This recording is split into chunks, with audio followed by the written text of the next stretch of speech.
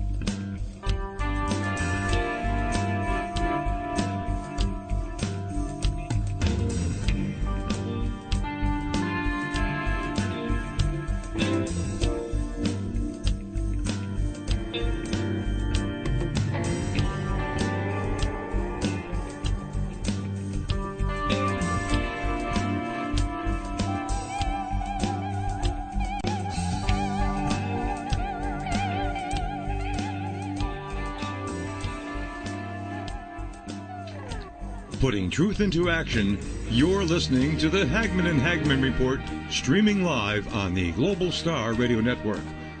Please stand by. Doug and Joe will be back momentarily.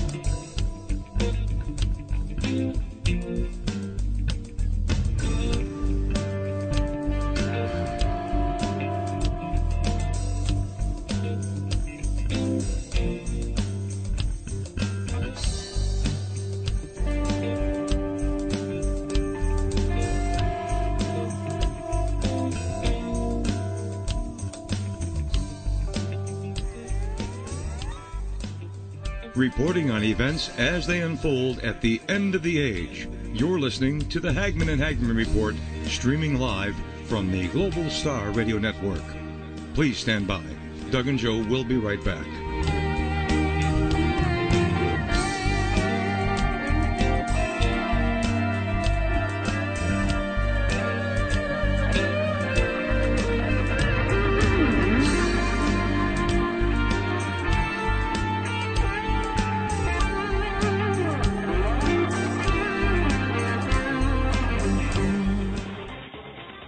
And welcome, ladies and gentlemen, to this Thanksgiving Eve. It's a special Wednesday edition, November 25th, 2015. I'm Doug Hagmann, At the helm with film investigator, researcher, and most importantly, my son, Joe Hagmann. Together, we are the Hagmann and Hagmann Report. We're coming to you live from the studios here in beautiful northwest Pennsylvania, where it's a chilly 35 degrees.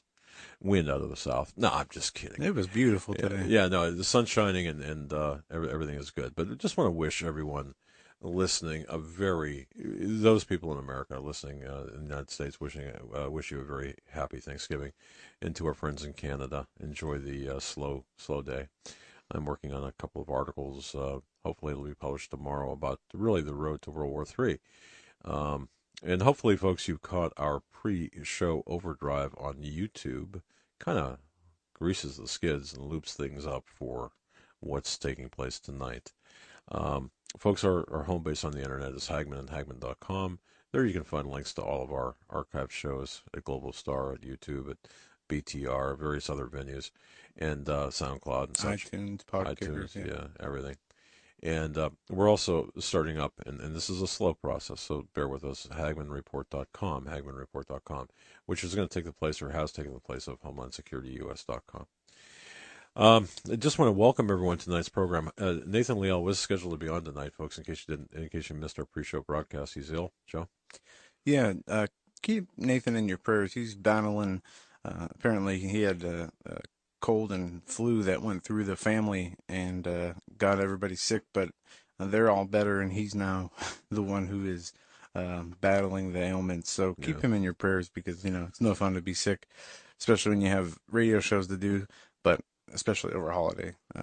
That's not fun. So keep him and his family in your prayers. So he'll be on with us next Friday instead. So once again, no Nathan tonight. Instead, what we're going to do is the first half of the show, we're going to cover some news and information.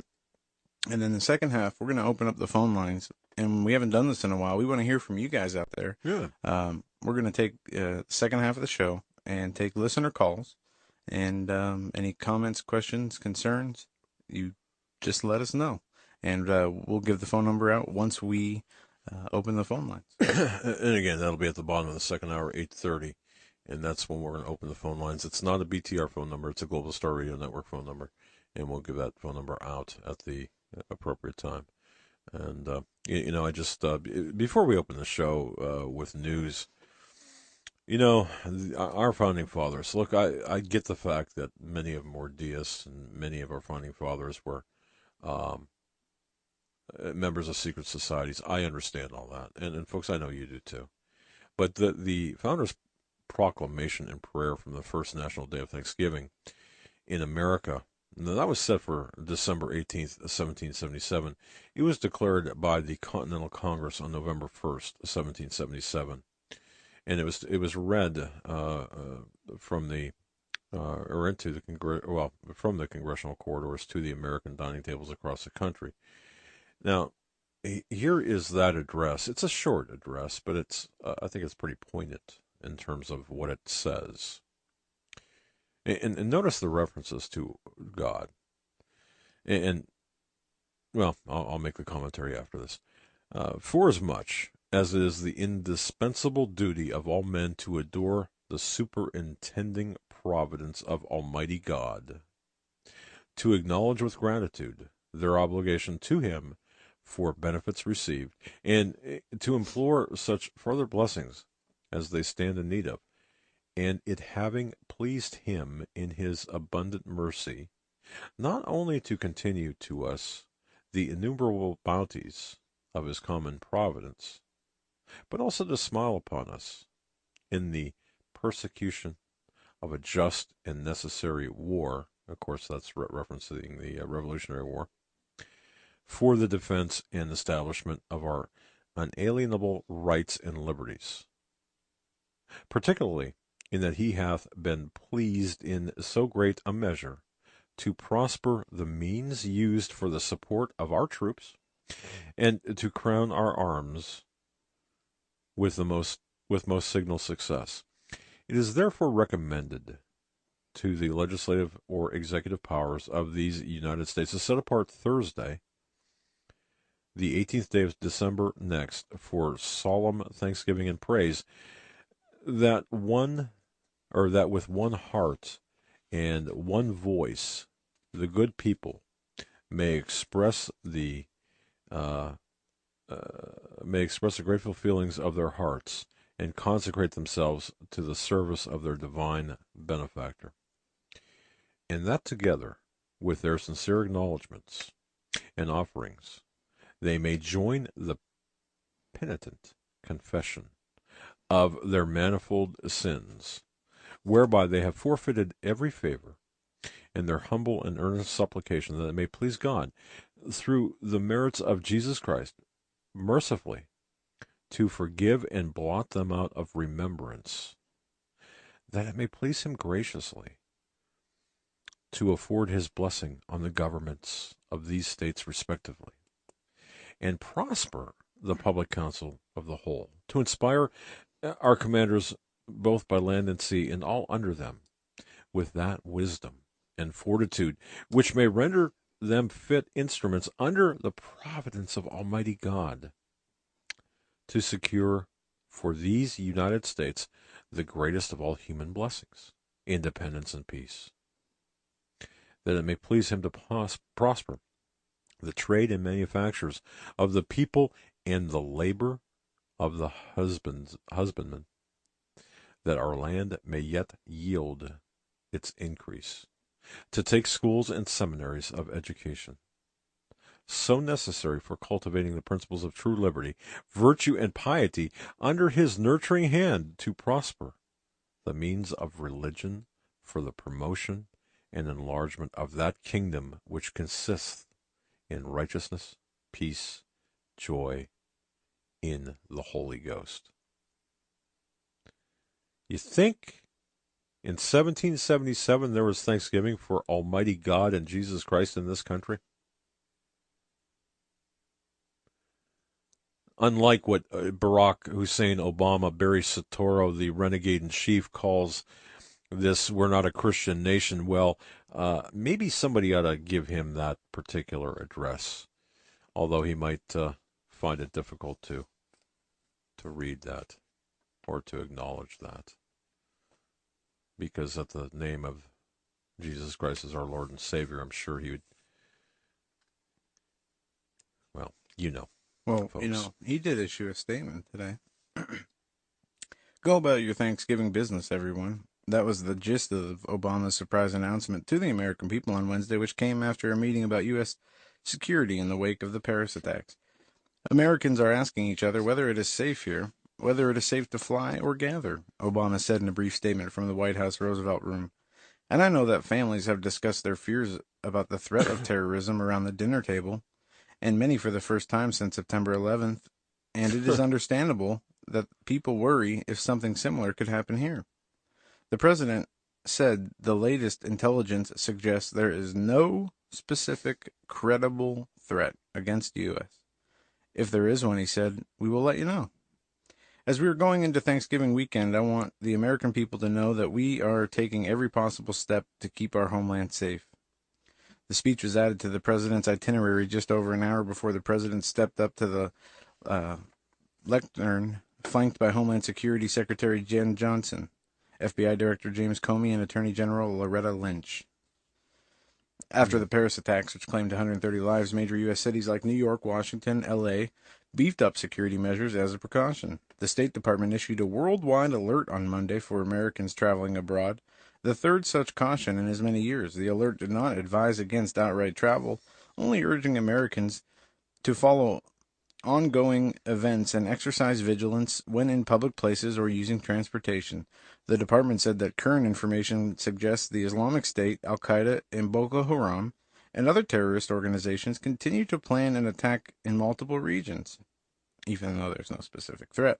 The president is taking his own advice. Later Wednesday, he will preside over the White House's annual turkey pardon, sparing two birds named Honest and Abe from becoming Thanksgiving centerpieces. Interesting. Yeah, excuse me, I was waiting for the renegade to come up to the podium, and of course he dutifully trotted out Jay Johnson and the FBI director, and of course Valerie Jarrett was right there. I'm pretty sure. I'm not sure. It could be they're sewn together at the hip, or she carries his package. I don't know.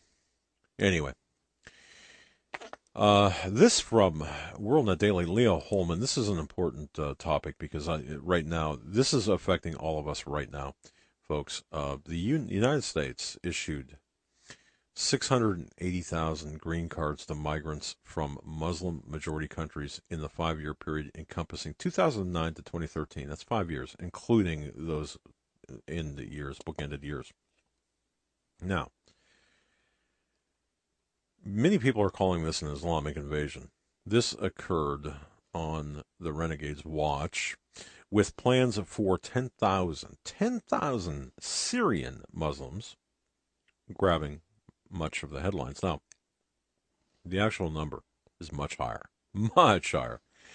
The U.S. has brought in more than 1.5 million Muslims through the refugee program since the passage of the Refugee Act in 1980. Now, you got to remember who this was under. The Refugee Act of 1980, that was under Carter, right? Okay.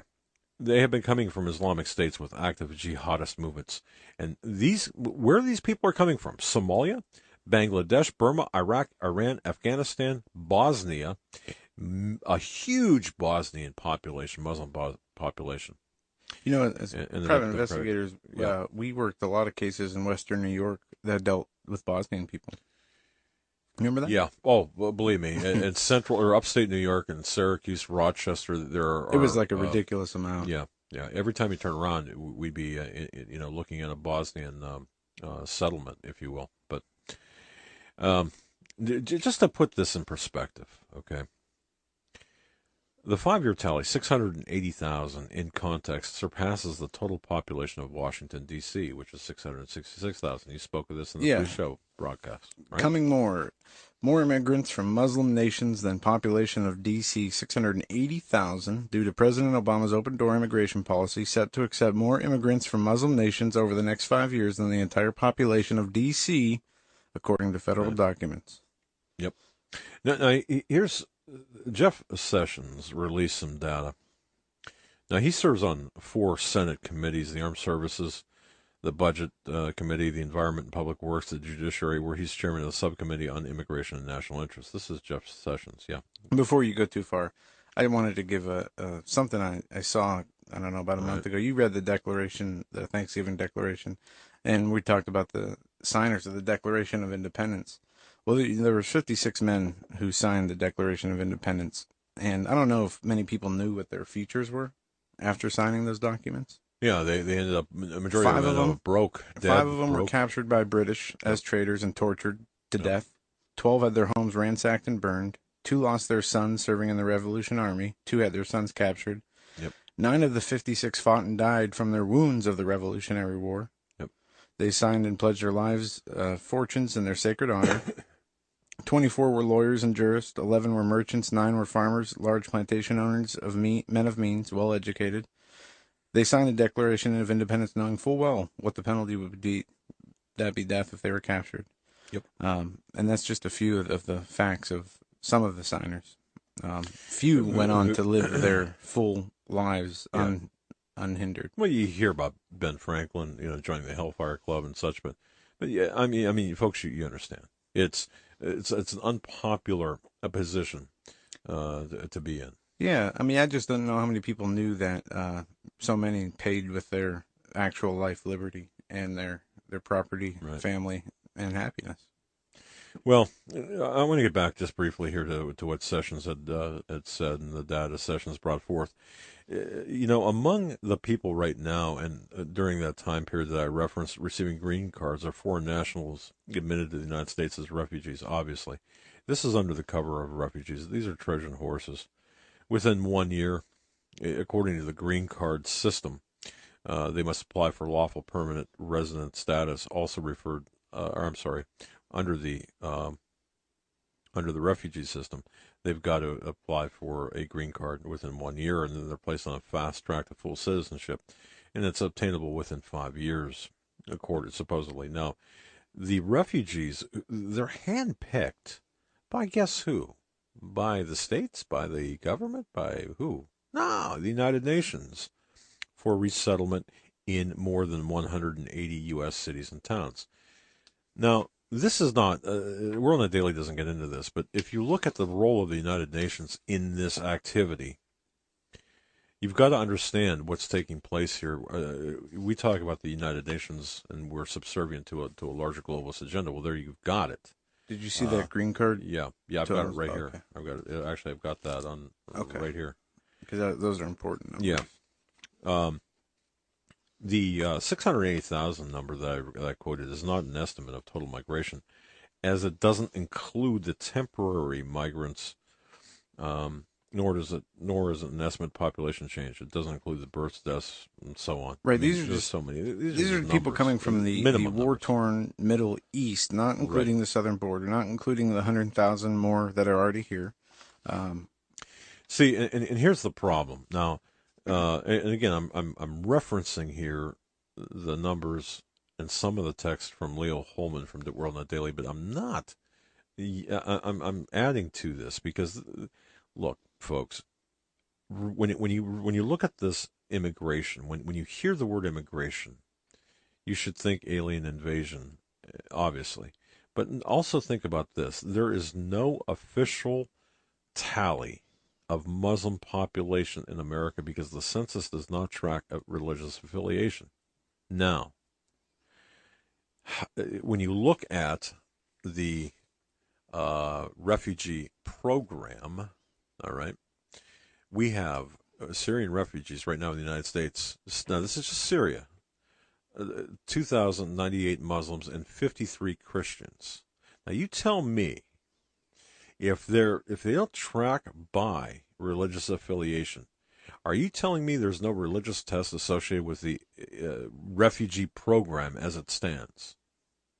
Is it because they're just dipping into Muslim majority countries and it just happens to be a happenstance from this? I don't think so.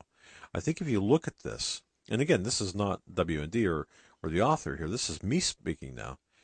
When you start taking these numbers and looking at the the estimates range as in terms of Muslims. Excuse me, from 2.8 million by Pew Research based on a 2011 study, and 7 million as estimated by the Council for American Islamic Relations. Now, compare that to the number of Christians. Well, they say we don't keep tally of that. Then then explain how we can pull in 2,100 Muslims and only 53 Christians. Again, is that just a happenstance? No, this is by design, and this is tearing at the moral and cultural fabric of America. Folks, I want you to be angry about this, and I want you to be aware of this, because what is taking place here is the systematic, incremental destruction of the United States of America, and it pisses me off, and especially especially the day before Thanksgiving. It pisses me right the hell off. And you know what? You don't like that language? I'm sorry. But I'm going to tell you something. I'm angry about this because I am watching, as I sit at the Thanksgiving Day table tomorrow with my family. What do we have to? We have a lot to be thankful for. Absolutely. But what do we have to be afraid of? Is there anything? And look, I understand. Don't send me emails. I get it, where this is not a spirit of fear. I understand that. But also, don't tell me that my wife can go down the road and unmolested, unfettered. Don't tell me that my young daughter can go out into a crowd and without fear of molestation. Don't tell me that there's no ISIS threat within this country. No. Let me make a clarification. Don't tell me that there is no Islamic terrorist threat in this country. They've actually declared war. They've made They've given statements. And we talked about this in the pre-show, how the media is covering the protests in Chicago right now, and how they always put fuel on the flames of these racial shootings. But one thing that's not being reported on is the threats ISIS is making to Russia, to Rome, and to America, that they want war. They want war with these nations. Yeah, so they say. And they do. They're declaring the war. And I don't know how many people saw this. I suppose this would be Exhibit A in a courtroom. This would be Exhibit A. You got the 96th Street Mosque in New York City. Anyone who's been in New York City knows the 96th. You just drive by the 96th Street Mosque. You got 4,000 people praying 5 times a day, loudspeakers, yipping the call to prayer out there. It's a great thing out there. 96th Street Mosque, right? Inside, you've got the imam saying, "Oh, we're a religion of peace. Everything's we're peaceful. We're peaceful." Outside, you've got 2 American-born, at the very least, 2 American-born Muslims saying, "No, you know what? It's our duty to kill you." No, that's what they're saying. They're interviewed on the news. If you're not a Muslim, it's our duty to terrorize you. You can find the video on YouTube. It's our duty to terrorize you. Okay. And do you know something that press conference today about with Obama, the Muslim in chief there, Obama, the renegade in chief, the Marxist Muslim sympathizer. Do you realize, folks, not one time did he use the word Muslim or Islamic after keeping us waiting for 20 minutes. So he can trot out his little herd of handlers. All right. So this immigration, this refugee aspect, is to take. There's a number of factors to this. It's to take down our country from within. It's to infiltrate. It's to avoid the assimilation. It's to balkanize this country. It is to tear down the Judeo-Christian religious aspect of this. It's a cloud pivot against the a strategy against the economic aspect. Why? Because these refugees, who's paying the bill? It's you. It's you and I who are paying this bill. It's not the government. Remember, the government doesn't have any money. Never. The government does not have money. It's you and me that are paying for this crap. Rubio. Oh, Rubio, great guy. Well, let's talk. Take a look at Rubio. He was on Sean Hannity, and he said he couldn't use. He said he would not use Congress's power of the purse to shut off funding for the refugee program. Okay, meaning we're not going to stop taking from you. Now this is Rubio, the guy that's uplifted by the political conservative class. How is that working out for you, Sean? How is that working out for you, Rush? How is that working out for you, Hugh Hewitt? How is that working out for you, any Christian or any conservative mouthpiece out there? How is it working out? It's not, and you're lying. Hey, Glenn Beck, you want to take some teddy bears to these people? How about the teddy bear that was decapitated? Did you see this? How about the teddy bear? There was a YouTube video of a Muslim child who was taught to decapitate his teddy bear using a butcher knife. This is the religion of peace. It's not. I'm fired up tonight. No. I got a bee in my bonnet tonight. Many reasons. Yeah, and I would actually say that one of the first times it's really justified. You know what I mean? There's a lot going on, folks. You had to do that, huh? No, I was just messing with you. I almost did I dribble? No, you're good. All right, you're good. All right, but look, Rubio, Obama wants to increase the number of refugees coming into the United States to 100,000 in 2017, right? Rubio is just a mouthpiece, or is just a good little stooge, a Karl Rovian Republican. All right. Just like Focus on the Family. And we're going to get into this later. Focus on the Family. You know that organization? Okay. Hey, Focus on the Family. Anti-abortion, right? No! Nope. Thank you, Greg Jackson. Man, everything's upside down and backwards. I got to hand it to Greg. He is on top of so many of these issues and organizations. And you want to know the truth about an organization or what they claim versus where they really stand. He is the guy to talk to. That's right. He's clued us in on several issues along these lines where things look to be one way or pro-life supporting. What the hell's wrong with people? Seriously, I want to know. Look, I want to let's talk, because I want to know what's wrong with people. Where do you begin? Okay, people. Look, folks, I'm I don't know which camera. Okay, it doesn't matter. People have lost their minds. People have lost their individual. There we go. People have lost their minds. Really, everyone I have come in contact with few exceptions, present company excluded, have lost their minds. No one cares about abortion. No, they care more about sports. Right. FanDuel. Oh my goodness, we can't have FanDuel in New York City. You know, We have to have hearings. Yeah, we can't have that. You know, we're so afraid that they're going to shut that down. Yet, how many people, how many unborn children have been killed today with the imprimatur, with the with the approval of Focus on Family? And you know something, I've given to Focus on Family, and I'm damn sorry I ever gave to Focus on Family. Really? And I would urge everyone out there, if you've given a dime to Focus on Family, you make them change their pro-abortion, or I shouldn't say pro-abortion, it's anti-abortion, but it's just ever so feely-goody stuff. You probably have no idea what we're talking about, right? But we're going to get into that in a second. I don't think that's the same organization I'm thinking of that we both gave to separately, that's run by a well-known and there's Christian, our studio dog. And by the way, host. No, I'm not going to. Let's go ahead. Our studio dogs. No, I was going to say that organization, you said that that's an organization you've given to. I know you've given to separately a few organizations, and we've overlapped on some. I don't think this is one that I've given to, but absolutely, if anybody has given money, you know, I demand accountability. Yeah, I mean, anybody who is. Do we have that? Do we have that email? Yeah, which one? The one original from Greg Jackson? Well, the one that shows that Focus on the Family is nothing more than a toothless organization that's masquerading as a conservative pro-life group. Yeah, I have a few of them here. Well, the one that has the thing in there about the one the thing that's in the brochure. I can't read You got the if you open up the studio email, it'll be right there. Well, Greg Jackson said Jim I don't delay and the folks because at Focus at Family forever to load. Hit the studio on the left. Yeah, I know.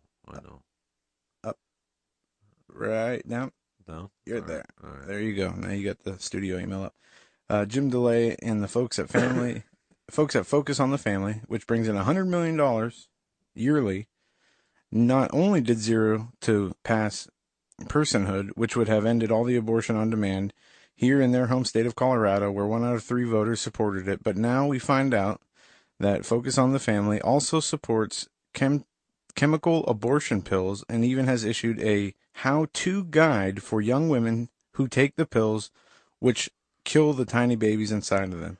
So tell me again, what is that? They're saying, hey, it's abortion's bad, but look, here's what you do: you just take this pill, but you shouldn't take it like. It's the imagine the morning after pill, right? And a lot of people don't look at the morning after pill as a abortion. They look at it more as a contraception, or contraceptive. Oh, it is. Hey, I have an issue here. Eric, stroked? No. Can you? How can I put this? I'm going to mute this. Well, no, that's all right. The security system. We need to let someone in. All right. Thank you. All right. Sorry about good. that. You did I no, not give good. anything away? That was good. I wanted to say this before I forget. I got a call from John today, our Hollywood insider, and who's going to be speaking at the Hear the Watchman conference. And he didn't want to. The person who gave didn't want to give any first names, but there was a donor from Iowa who gave enough money that 2 to 3 veterans will be able to attend the conference, all expenses paid, due to the generosity of this donor in Iowa. And he asked that I mention that over there and give thanks. And right. I think that's fantastic. Well, yeah, and it is fantastic, and we're looking forward to a great time. And when people have the generosity like that, that shows me that there are still human beings out there. There are people who have not all lost their mind, and we know that. I mean, was that it, Eric? Was that it? Okay, thanks. All right. I mean, you say it. We've said it. The separation, the growth between those who are have Jesus as their Lord and Savior, and those who don't. The separation is growing. Those who don't are becoming more and more mentally unstable. They're becoming more irrational. And we're going to continue to see this separation to the point where, as Paul McGuire, as Nathan, and as many others say it, Steve Quayle, Pastor Langford, there will be no in-between ground. And we're seeing this in families, and especially at this Thanksgiving time. Did you see The View, what they talked about on The View today? No, it wasn't on my watching repertoire. The View labels Christians with claim Hitler was a Christian. In a discussion on the ABC morning talk show The View this week about the reactions of some Republican presidential candidates to the wisdom of allowing just any Syrian refugee into the country, Whoopi Goldberg told the other panelists that Christians can be dangerous just like Muslims. After all, explaining Goldberg, Hitler was a Christian. Yeah. Goldberg is an atheist, and her contention that Hitler, one of history's greatest tyrants, was a Christian is a common assertion by the irreligious. While Christianity's enemies see Hitler as the favorite example of a good Christian, others who have committed mass murder also make the short list of model Christians, at least for this group of militant atheists. Of course, any person who blows up an abortion clinic is penciled in on the list as Christians, along with preachers who have affairs. Joy Behart added that Timothy McVeigh was another example of a Christian. McVeigh, executed for blowing up Oklahoma City's Alfred P. Murrah Federal Building in 1995. Yeah. But it goes on to say, but nobody was worse than Hitler. Although Hitler was responsible for the Holocaust, killing more than 6 million Jews, as well as millions of others. Goldberg, the left wing, says he was a Christian, and there have been a lot of monstrous Christian, she insisted. Despite overwhelming evidence that Hitler despised Christianity, it's a persistent myth that he was some sort of champion of the Christian faith. But this is the stuff that, think about The View, think about the Today Show. I try not to. But just remember when, growing up and when I was a kid, getting ready for school, this shows would be on TV, and then they play the local news in between. No, we would listen to Coast before I went to school. That's right. But, these people go on and they're creating this anti-Christian sentiment, and they're using what we see, these atrocities in Paris and the acts of ISIS, the just inhumane, evil, satanic acts of violence from ISIS to wherever they are, and they have to lump Christians in there. They have to. It's all a part of this. This goes through the interfaith religious agenda, as well as the drawing the line between the believers in Jesus and then everybody else. And not everybody's own personal Jesus, the Jesus of the Bible. Yes. The one true Lord. Yes. So, all right. I thought that was interesting. No, it is interesting indeed. All right. Well, here's the deal with respect to what's going on in the geopolitical world, I believe. First of all, just to kind of wrap up and put the parentheses around the immigration or alien invasion. I wouldn't even call it an Did you see Hillary Clinton apologized for saying the words illegal immigration? Yeah, I saw that.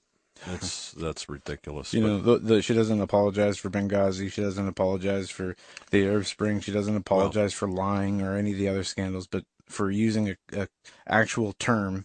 She's got nothing to worry about Benghazi, okay? Those people who are politically inclined to put their faith in Trey Gowdy and the Benghazi committee to investigate Benghazi, good luck with that. Because you've got a gang of 8, a pan-political party, a pan-political arena. They're all in on it. They were all aware of the arms and the weapons running out of Northern Africa. So you've heard me say that before. During the pre-show, I mentioned, let me get back to, sorry, I'm kind of scattered here, with respect to the illegal invasion of Muslim terrorists into this country. Quote me correctly. That's what I said. Understand that according to the U.S. Census Bureau, the foreign-born population in the United States, anyone want to take a stab at that number? How many foreign... Now, okay, first of all, we have how many people in this country? About 350 million, right? Right? Is that about right? 350 million? Can we agree on that? I think so. All right. How many of those are foreign born here in the United States? I could tell you 41.3. That's what they know about. You could probably throw that up to another, anywhere between 12 to 25 million. But they're admitting to 41.3 million who have been foreign born here in the United States right now. 1/4 of the United States population.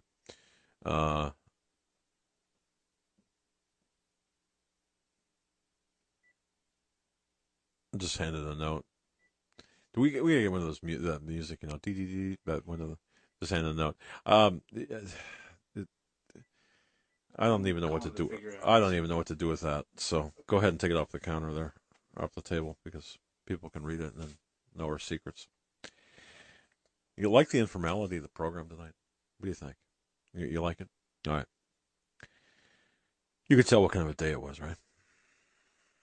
All right. So 41.3 million in terms of the people here. 1/4 of the United States population is either foreign-born or has foreign-born parents.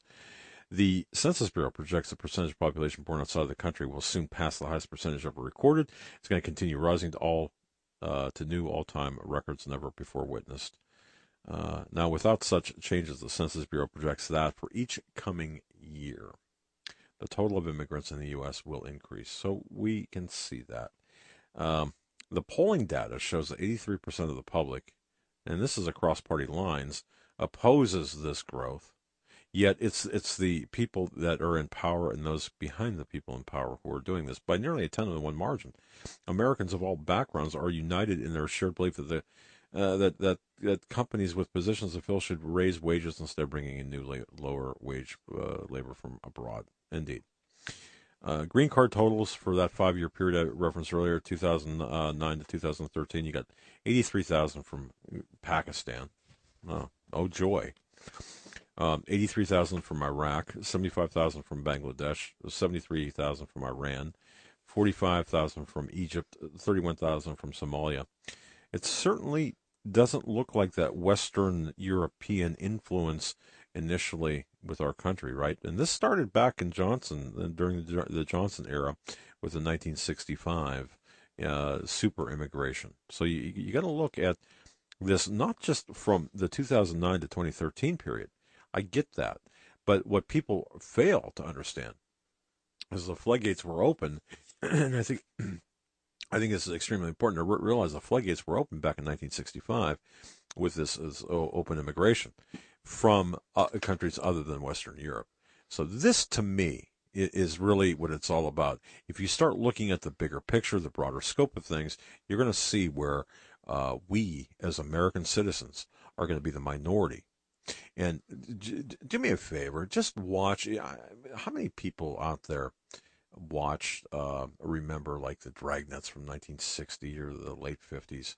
Oh, I remember. Okay, watching some of them with you. Right, or even you get into later like Adam 12. If you're into that police stuff, the commish. Well, that's later, But when you start looking at the social change, and this is why as well. Laurel Canyon. When Paul McGuire speaks of Laurel Canyon, this is why it's so important to understand the mental change that Hollywood enacted that began this mental Tavistock Institute, saturation. This is, in fact, a big deal. Was that? Ken. Oh, okay, all right. Yeah, sorry about that, folks. Tell them we're not home. No, we might have a guest, a very well-known, popular guy, might be coming on tonight. Yeah. Just got a late email, and that's why I jumped out of my chair and had to go hand my dad a note and make a phone call. You never know what's going to happen here, right? That's true. You don't. Man, this is look, we're laid back tonight because after all, it's Wednesday before a holiday. We did work hard today. What? We did work hard today. Oh yeah, we did.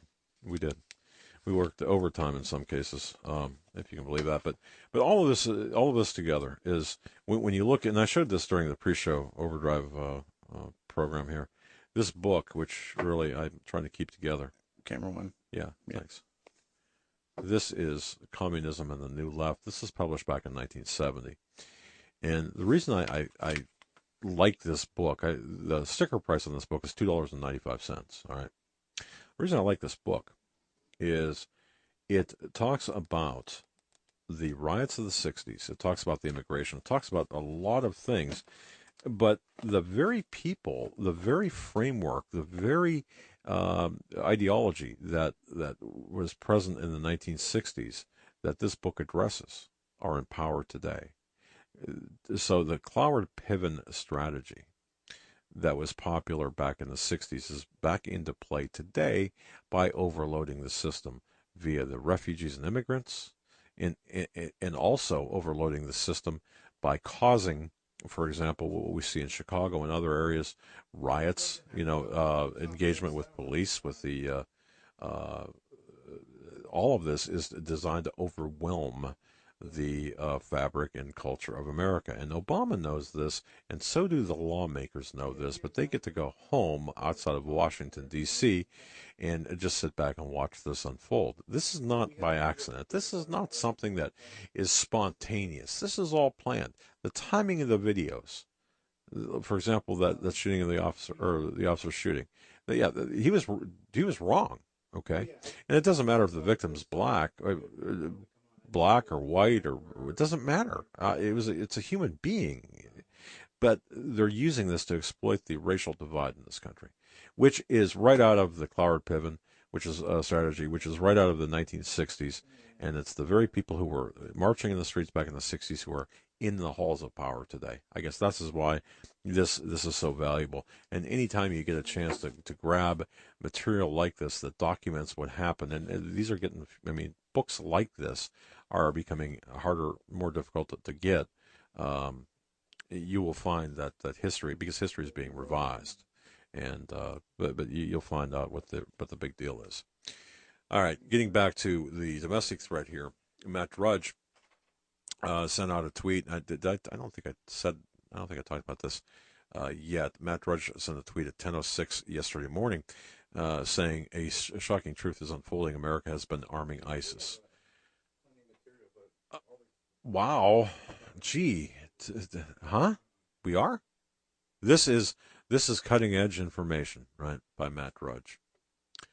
The subtitle is "Rare Tweet by Media Giant Alludes to Sinister Obama Policy." Well, Matt Drudge, his first tweet in months came with a cryptic message: "America has been arming ISIS." Wow, I did not know that. Okay, thanks, Matt, for pointing that out. The Obama regime has been plagued for weeks over news that U.S. weapons supplied to Syrian rebels, or meaning terrorists, ISIS, whatever, were inadvertently winding up in the hands of terror groups. What's wrong with that statement? Inadvertently. No, this is done. There is something far more sinister taking place, and major media outlets covered the ineptitude of Obama U.S.-trained rebels in early November, but there was no evidence he purposely sent weapons to terror networks determined to attack Americans. No. I couldn't believe what I was reading. Because you and I, folks, we've talked about this. We've sat down at our kitchen table. We've talked about this, right? Can you take that down there? Can you go in the other room? Thanks. All right. Apparently, we might have a situation with the satellite. I'm not sure. Somebody said something. At least that's what I heard. Anyway, we're going to continue on with YouTube. The bottom line here is the people that we're seeing fighting against American troops were trained by the United States. And I got a call, I spoke with someone last week who was at the vet's hospital, and he was very upset. He said, "Can you believe what my son's teacher was telling?" And his son is in middle school. What my son's teacher was talking about, or telling the students, that America created ISIS. And I try to explain to this individual, it's not entirely wrong. Now, what was being taught, but this person couldn't believe it, and we had a long discussion. So I'm sure that you find that with your members of your family the same way. All right, but this is important because what we're seeing here, we had talked about Syria being the actual the tripwire for World War III. This is what we're seeing right now. Syria is the tripwire for World War III. You have the Turkish jet fire on the Russian jet, shooting that down because it ostensibly invaded Turkish airspace. So you've got NATO, and Joe's got some information on this. You've actually got now a declaration of war by over 24 nations against Russia, or an active war at the very least.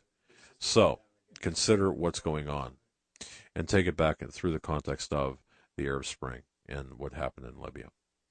But and I'm reading, and I reference occasionally. I look at various message boards and what have you. Comments like, "Well, I hope Drudge has concrete proof and posts it soon. Congress better wake up. They're dealing with a madman." Really? Okay, seriously. Well, comments like that to me. Where are you going to get concrete proof? You've got ships like Al Entisar being caught red-handed. You've got Turkey, the Turkish ambassador visiting Chris Stevens in Benghazi, saying, "Look, you know what, Chris, you might want to tell Hillary to back off the weapons shipment and the training, because it's really not a good thing. It's really kind of hacking Russia off. I mean, it's making Putin angry. So you've already shipped up tens of millions of pounds of weapons, or even tons of weapons. So you might want to rethink the strategy here and shut down this Ho Chi Minh trail of weapons across northern Africa. Oh, and the drugs going the other way as well. You may want to rethink that. Really, so some rope is some. Yeah, I'm going to be nice. Some person writes, "I hope Drudge has concrete proof and posts it soon." The proof is everywhere. All we have to do is look. And Obama, and I want to point this out, Obama is a Muslim. He's a Marxist Muslim globalist. End of story. And if people can't accept that, what is he? You're going to tell me he's a Christian? You're going to tell me he's an atheist? You're going to tell me he's a Buddhist? What are you going to tell me? John Obama, McCain has not criticized my Muslim faith, and then George Stephanopoulos says, right? "I mean, your Christian faith." Yes, my Christian faith.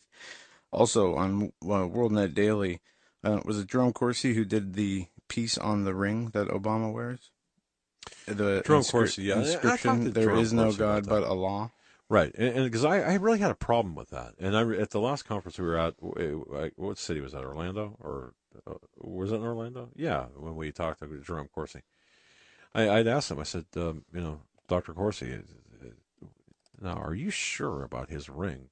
And he pulled out, Jerome Corsi, right, guys? I mean, folks, he was walking with like it was like a huge, just a portfolio of papers coming out everywhere. I mean, the guy documents everything he does, right?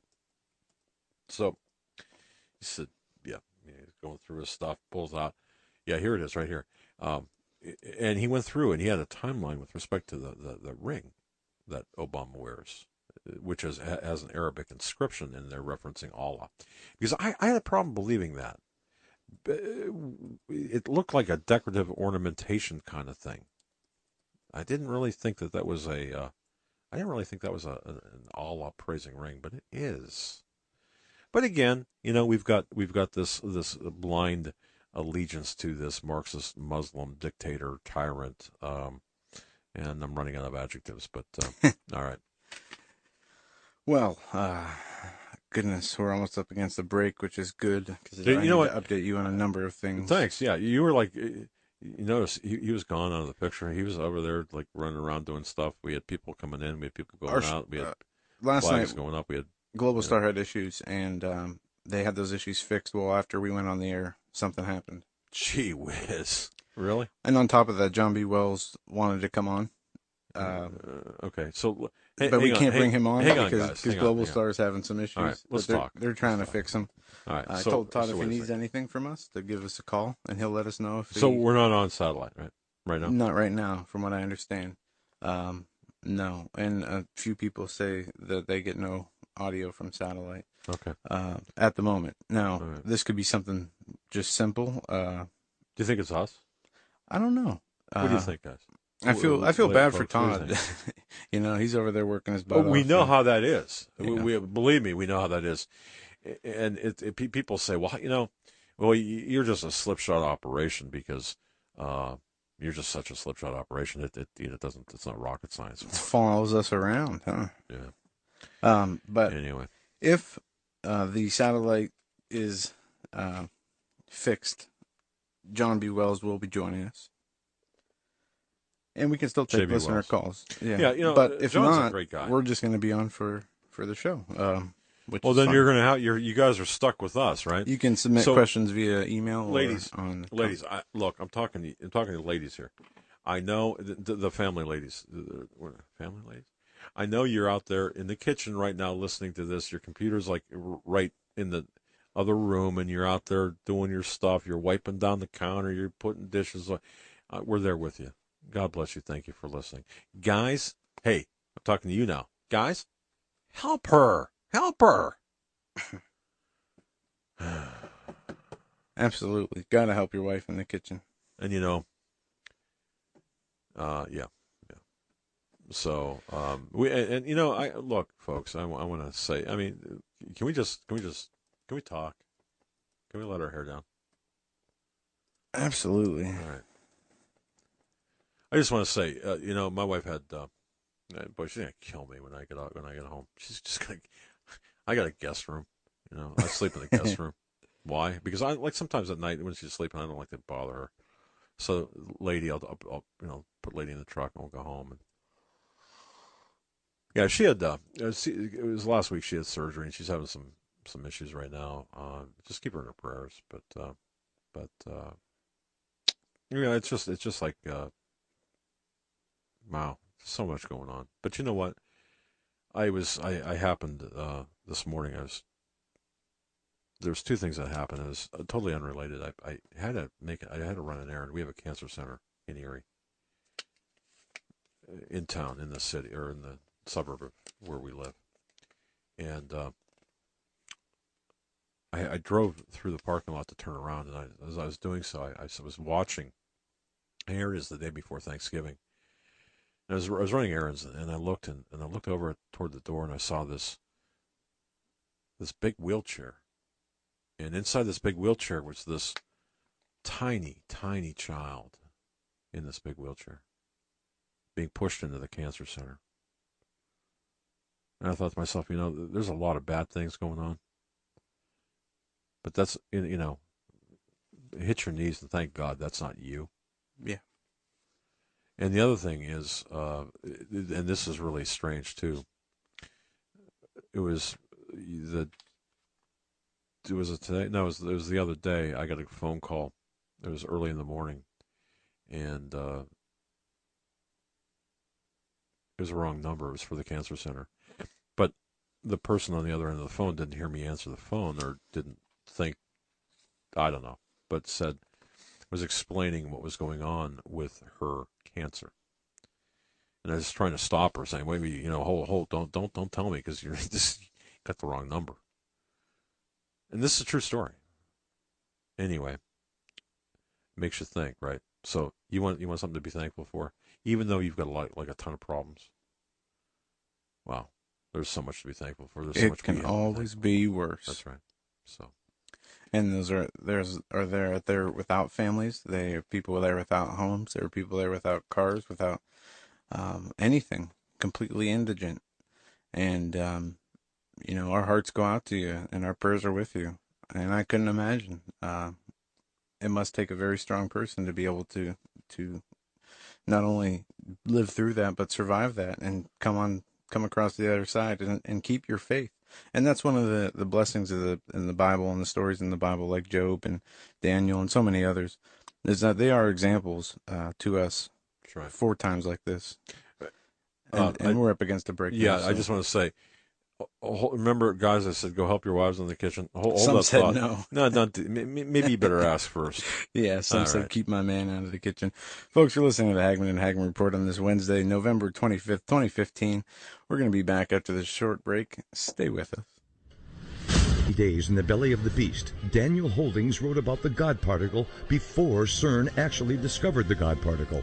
In As the Darkness Falls, Daniel wrote about an Islamist terrorist confederacy that rose up out of Syria and declared a caliphate 3 years before ISIS was ever heard of.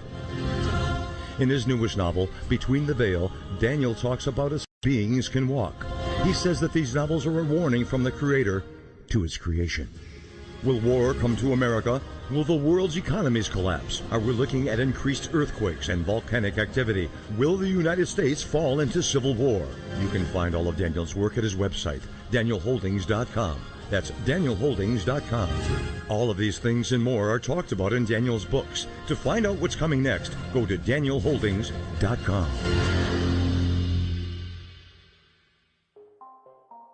Hi, it's Lynn Oz, and believe it or not, there is just a little something that you can do to help change the lives of some of our veterans in need. I will be joining L.A. Marzulli, Doug and Joe Hagmann, John B. Wells, Coach Dave Daubenmire, Dr. Ted Brower, Greg Jackson, Reverend Flip Benham, and Benjamin Baruch this March 18th through 20th, 2016 in Dallas, Texas for the Hear the Watchman Conference Revival and Worship event. We want to bring as many veterans in need as possible to the event so they can receive the blessings of Jesus Christ and be part of this incredible event. Join all of us and the team at American Survival Wholesale to make this happen by visiting www.hearthewatchmen.com and donating a little something, or by clicking on the American Wholesale logo and purchasing their Veterans Day special. Please help us remember those who gave so freely in defense of our freedom and now need our help. Again, visit www.hearthewatchmen.com today. Also, be sure and visit our sponsors, American Survival Wholesale. Their website is americansurvivalwholesale.com. I look forward to seeing all of you at the conference and meeting you in person. Don't forget to spread the word and share the website www.hearthewatchmen.com with everyone you can, so everyone can participate in the Hear the Watchman Conference Revival and Worship event in March of 2016. You are listening to the Hagmann Hagmann Report on the Global Star Radio Network. Stay tuned. Doug and Joe will be right back.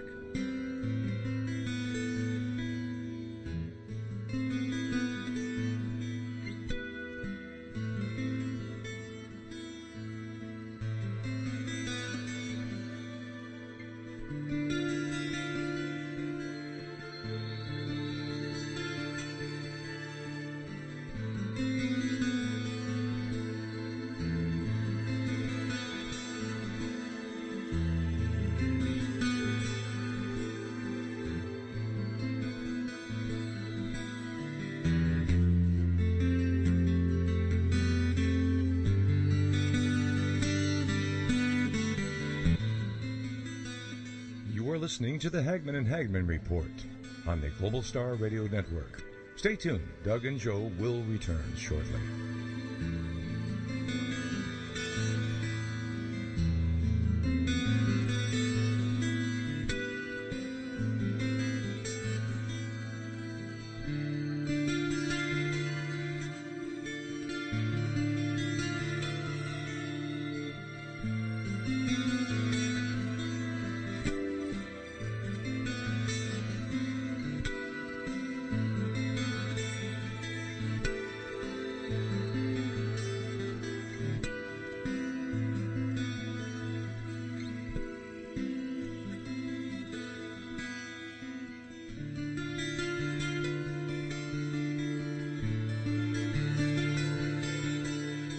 You're listening to the Hagmann Hagmann Report on the Global Star Radio Network. Stay tuned. Doug and Joe will return shortly.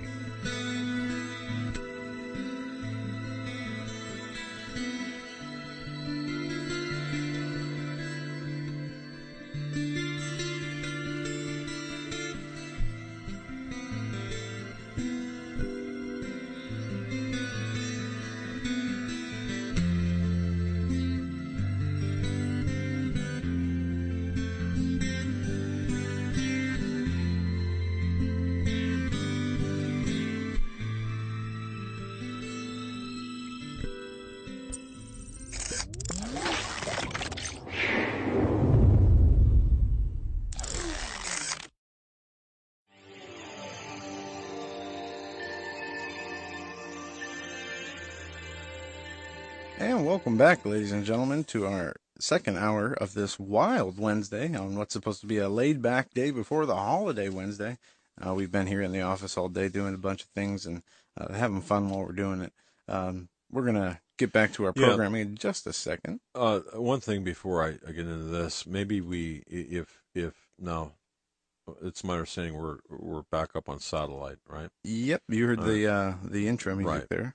Rather than potentially have a guest get cut off, maybe we can just open the lines for callers. Okay. Now it's up to you. You and Todd, you guys work. Oh, okay. Oh, wow. Let's just do that. All right. Before we get there, I just want to say, folks, portions of tonight's broadcast brought to you by AmericanSurvivalWholesale.com. That's AmericanSurvivalWholesale.com. You know, every Thanksgiving they have a White Wednesday. Yeah, White Wednesday sale. I always get the two terms confused. A White Wednesday sale. Go to AmericanSurvivalWholesale.com. That's AmericanSurvivalWholesale.com. There you will find their White Wednesday sale. We're going to be putting up on our website, but this is very good. I mean, this is a really great, just a great buy. Their White Wednesday sale, just a fantastic sale of their products. AmericanSurvivalWholesale.com. They are our go-to company for all things survival related. That's AmericanSurvivalWholesale.com. One more thing, music. I like music, and it's one of, to me at least anyway, it's one of life's greatest pleasures. It's got tremendous power. It's got the power to cause a variety of emotions from, well, you know what I'm talking about. Music also has the power to heal, and it's been used through the ages to treat clinical depression, create energy, induce sleep, relieve chronic pain, do all sorts of things. Now, I'm not talking about this new age stuff. I'm talking about actual biblically based knowledge of frequencies, as discussed in the music of King David, for example, believed to have astounding healing effects. Well, WholeTonesLive.com, that's WholeTonesLive.com, have put together this wonderful array of musical instrumentals. And I know I've talked to people who have downloaded them. Now, this is not, and I want to stress this is not New Age. This is biblical in terms of the frequencies that were studied in the music of King David. WholeTonesLive.com. You can't hurt. I mean, check it out. Download some free samples. That's WholeTonesLive.com. Or simply go to HagmannHagmann.com and click on the musical bars, as well as American Survival Wholesale. We have a pleasant surprise. Mr. John B. Wells.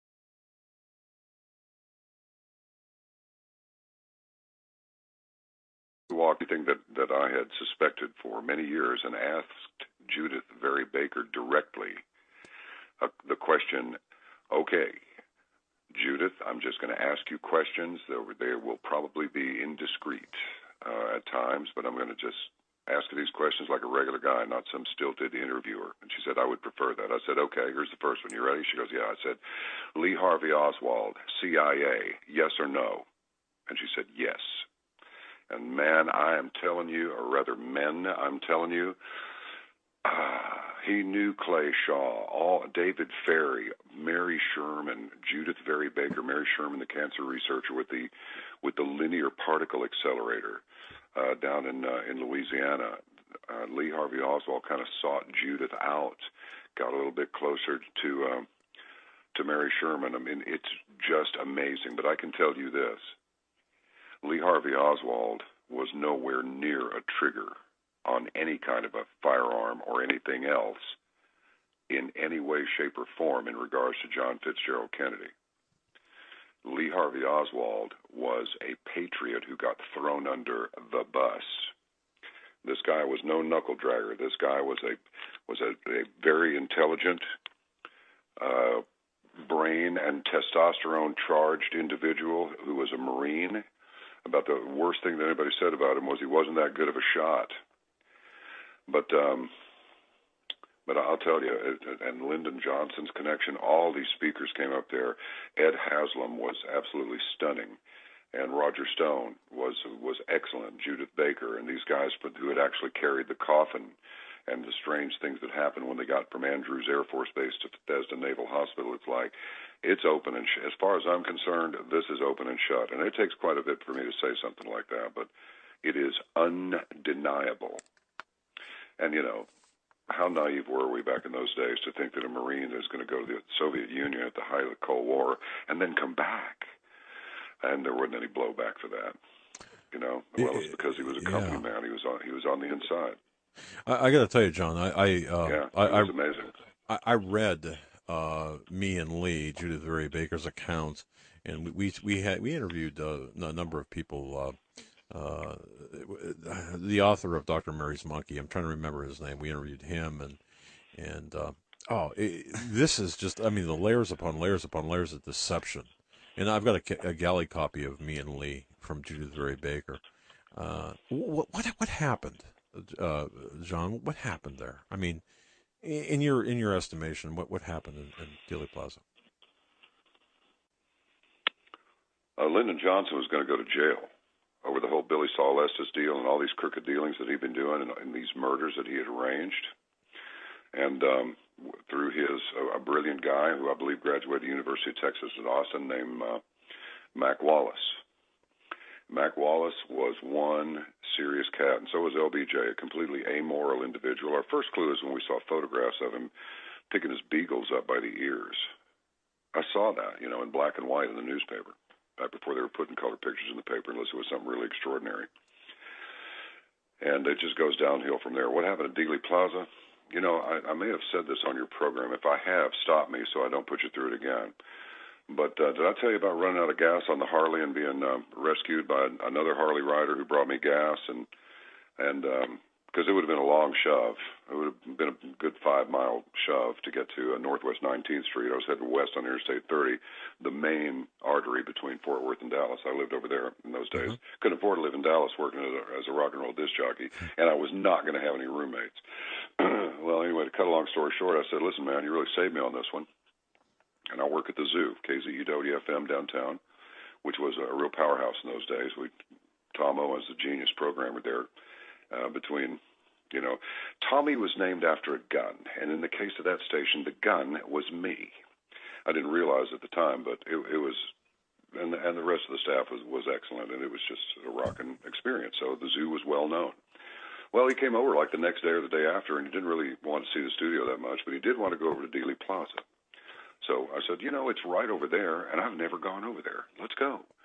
So we rode our hogs over there and parked them. No big deal. Just pulled behind the building and put them on their kickstands and started walking around.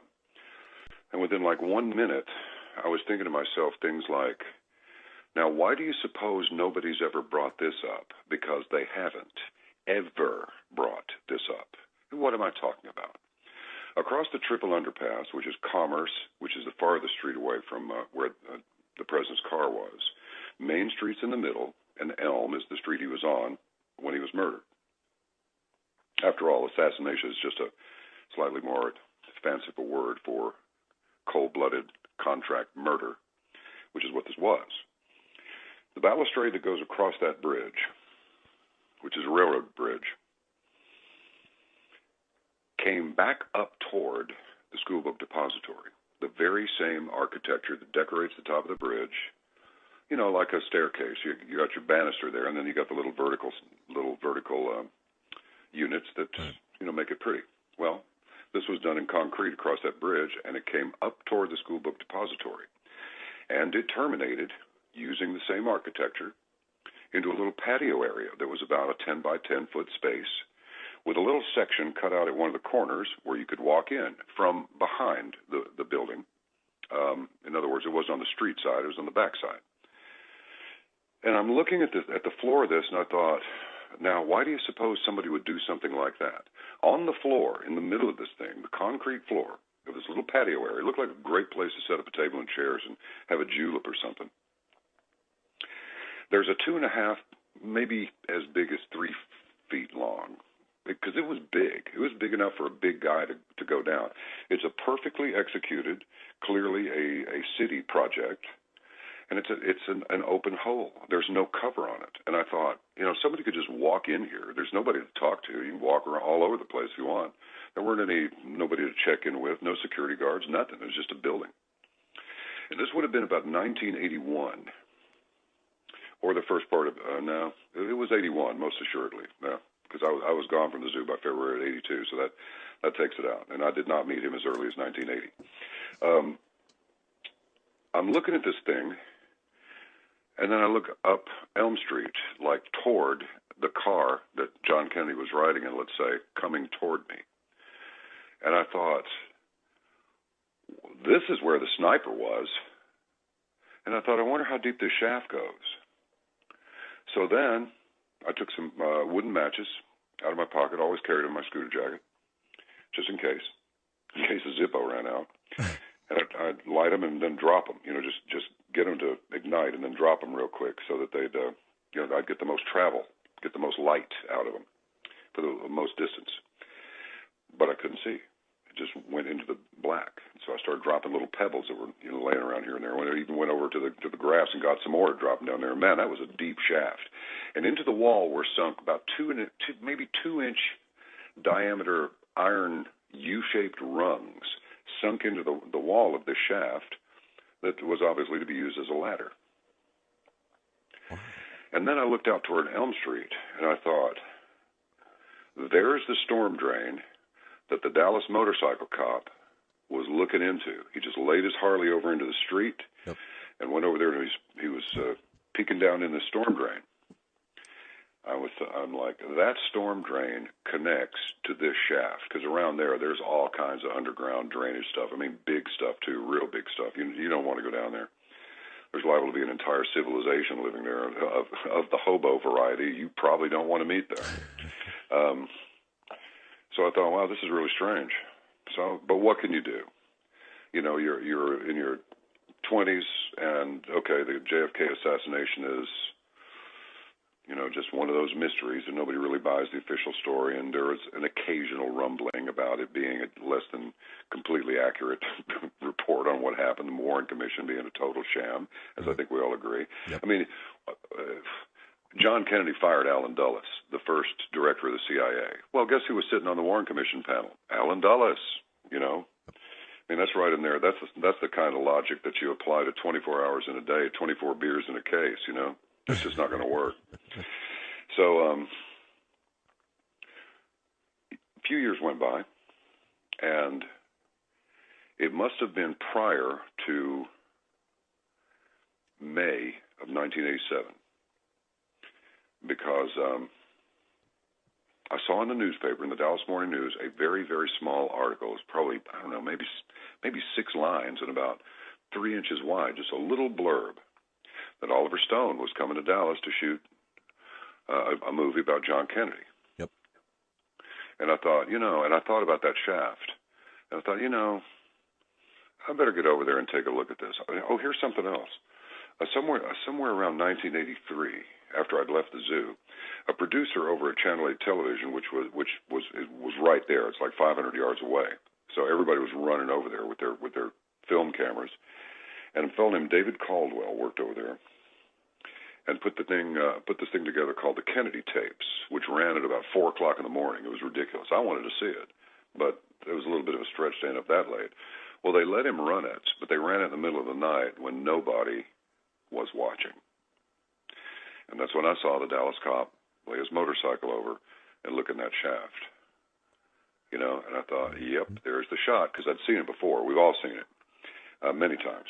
Well, so I think to myself here in 1987 or so, early part of it, prior to May, I think I better get over there and get a picture of that thing. So I fooled around with it for a couple of weeks, And as my late father always said, he only said it once really, and I remembered it for the rest of my life. If you don't take a picture, you won't have one. And so I fooled around with it for no more than 2 weeks, and when I went over there, that whole thing had been removed and asphalt covered where that patio was. Wow. Yeah. Yeah, and that's a fact. I mean, you have only my word for this, but you have it. If I have ever spoken truthful words in my life on any subject ever, it is now. Yeah, they removed that real quick. So I can approximate where it was, but they've landscaped it, and they've got some hackberry trees along the what is now a little rickety, kind of tacky-looking fence that runs from the bridge, the triple underpass, up toward the school book depository. And hackberry, that's not a very good tree, bless it, but it's not. They break and snap. They get huge, and then they break and smash your house to nothing. But the reason that they're planted is because they grow very fast. I mean, very fast. If you want a big tree and you want it quick, you plant a hackberry that's any kind of a decent size at all, within 5 years, that's a good-sized tree. Well, that's what they put all along the line. Now, you would think that they would put all along the line where that balustrade was that came up from the bridge that terminated in this little patio surround, let's call it. Well, you would think that they would put oak trees or something like that to symbolize strength, or we want these trees to be here permanently, and because this is where John Kennedy, our president, was slain and all that. No, they put hackberries in there because they grow fast. It further distorts the way the place might have looked back in the day. But I assure you this thing was there. Now, this is the good part. As I am standing there in this patio area, and I am looking up Elm Street, like toward the president's car coming toward me, right at the point that those shots were fired, you see them go down from the throat hit, and then you see, bam, his head goes back. That is exactly the timing that it would take to, let's say you've got a little walkie-talkie with an earpiece, and you're just kind of near the top of that shaft, just getting ready to make your appearance. Because there were guys in suits all over the place, keeping people from wandering around over there. We've seen them all repeatedly on camera, all these dudes in suits and hats and sunglasses. Yep. Well, all you do is you come up out of that, the guy goes, he's at the corner, get in position. So you do. You rack one up with your bolt gun, your bolt action rifle. You rack that bolt, jam one up the spout, click your safety on, put the sling over your shoulder, and climb up. You unsling from your shoulder, you put your arm through it, wrap it around, get your left hand, if you're a right-hand shooter, up on that forearm, and you steady up and go bam in the neck, rack that bolt, steady, bam in the head. I'll guarantee you 2 of those shots. And I say if it was 2 shots. We know for sure it was 1 shot because it hit him in the head. Pow, that was it. But at the JFK conference, there was a man who was supposed to be at, he says that he was, and we have no reason to doubt this. But I'm just giving you a full debrief, okay? Yeah, I appreciate that. It's good. Well, he said that it looked like a tracheotomy was, there was an attempt at a tracheotomy being made on his throat. And I'm listening to this, and he says something, I cannot remember at this moment if he said it was odd because it was, I think he said the problem was is that it was a vertical puncture, if you will, incision, rather than a horizontal one, which would be horizontal, I presume, if it was going to connect, if you were going to stick a straw in there so somebody could breathe. Now, why they would put a tracheotomy on a guy who the back of his head's blown out, I have no clue. So I'm listening to this. I'm listening to these guys who had carried the casket, and they're made to stop at Bethesda in an anteroom, and they said, casket with the president's body in it already went in there. And they were ticked off, and they were mad at each other, and they were yelling. They were going, no, we're not mad at you. We just know what we know. And so they're all going, I think we better shut up about this. And they did. Well, here's the thing. I had some questions about this, so this is how it went. I'll try and reenact this as quickly and as accurately as possible. We got a little stage set up there where the speakers are. And you got a microphone down on the floor where people can come up and ask questions, or, Chris can make an announcement or whatever. And so there were a couple of guys in front of me asking questions. I don't remember what they were because I was concentrating on my own, because there was something about this that just bugged me a little bit. And I think it'll come clear to you almost instantly. Mm-hmm. as accurately as I can give this to you, it's like this. I said, I had a couple of questions. He said, and then he's looking like somewhere between okay and oh dear. And I said, did I miss something, or was that puncture in the president's throat put there for the purposes of a tracheotomy? And he said, yes, well, that's what we thought when we looked at it, but it was odd because it was horizontal, or vertical rather than horizontal. I said, I don't mean to turn this into a trial, but I have several questions. You've done a lot of autopsies. And he said, yes. I said, a lot of them. He said, oh, yes. I said, well, did any of them involve victims of gunshot?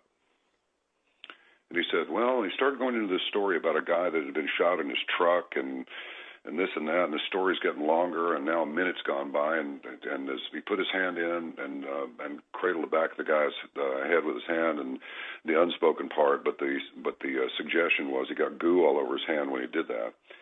And I'm just holding my tongue because I don't want to say, listen, I just want you to answer my question. Do you know what a gunshot wound looks like when you see one? Just yes or no. But I didn't do that. I did not do that because I didn't want to be rude. Right. And besides, we had time. So I said, well, so the mark on his throat, was there an exit wound on his back? Seems like if you were hit right there where you'd do a trach, then certainly that would have severed the spine.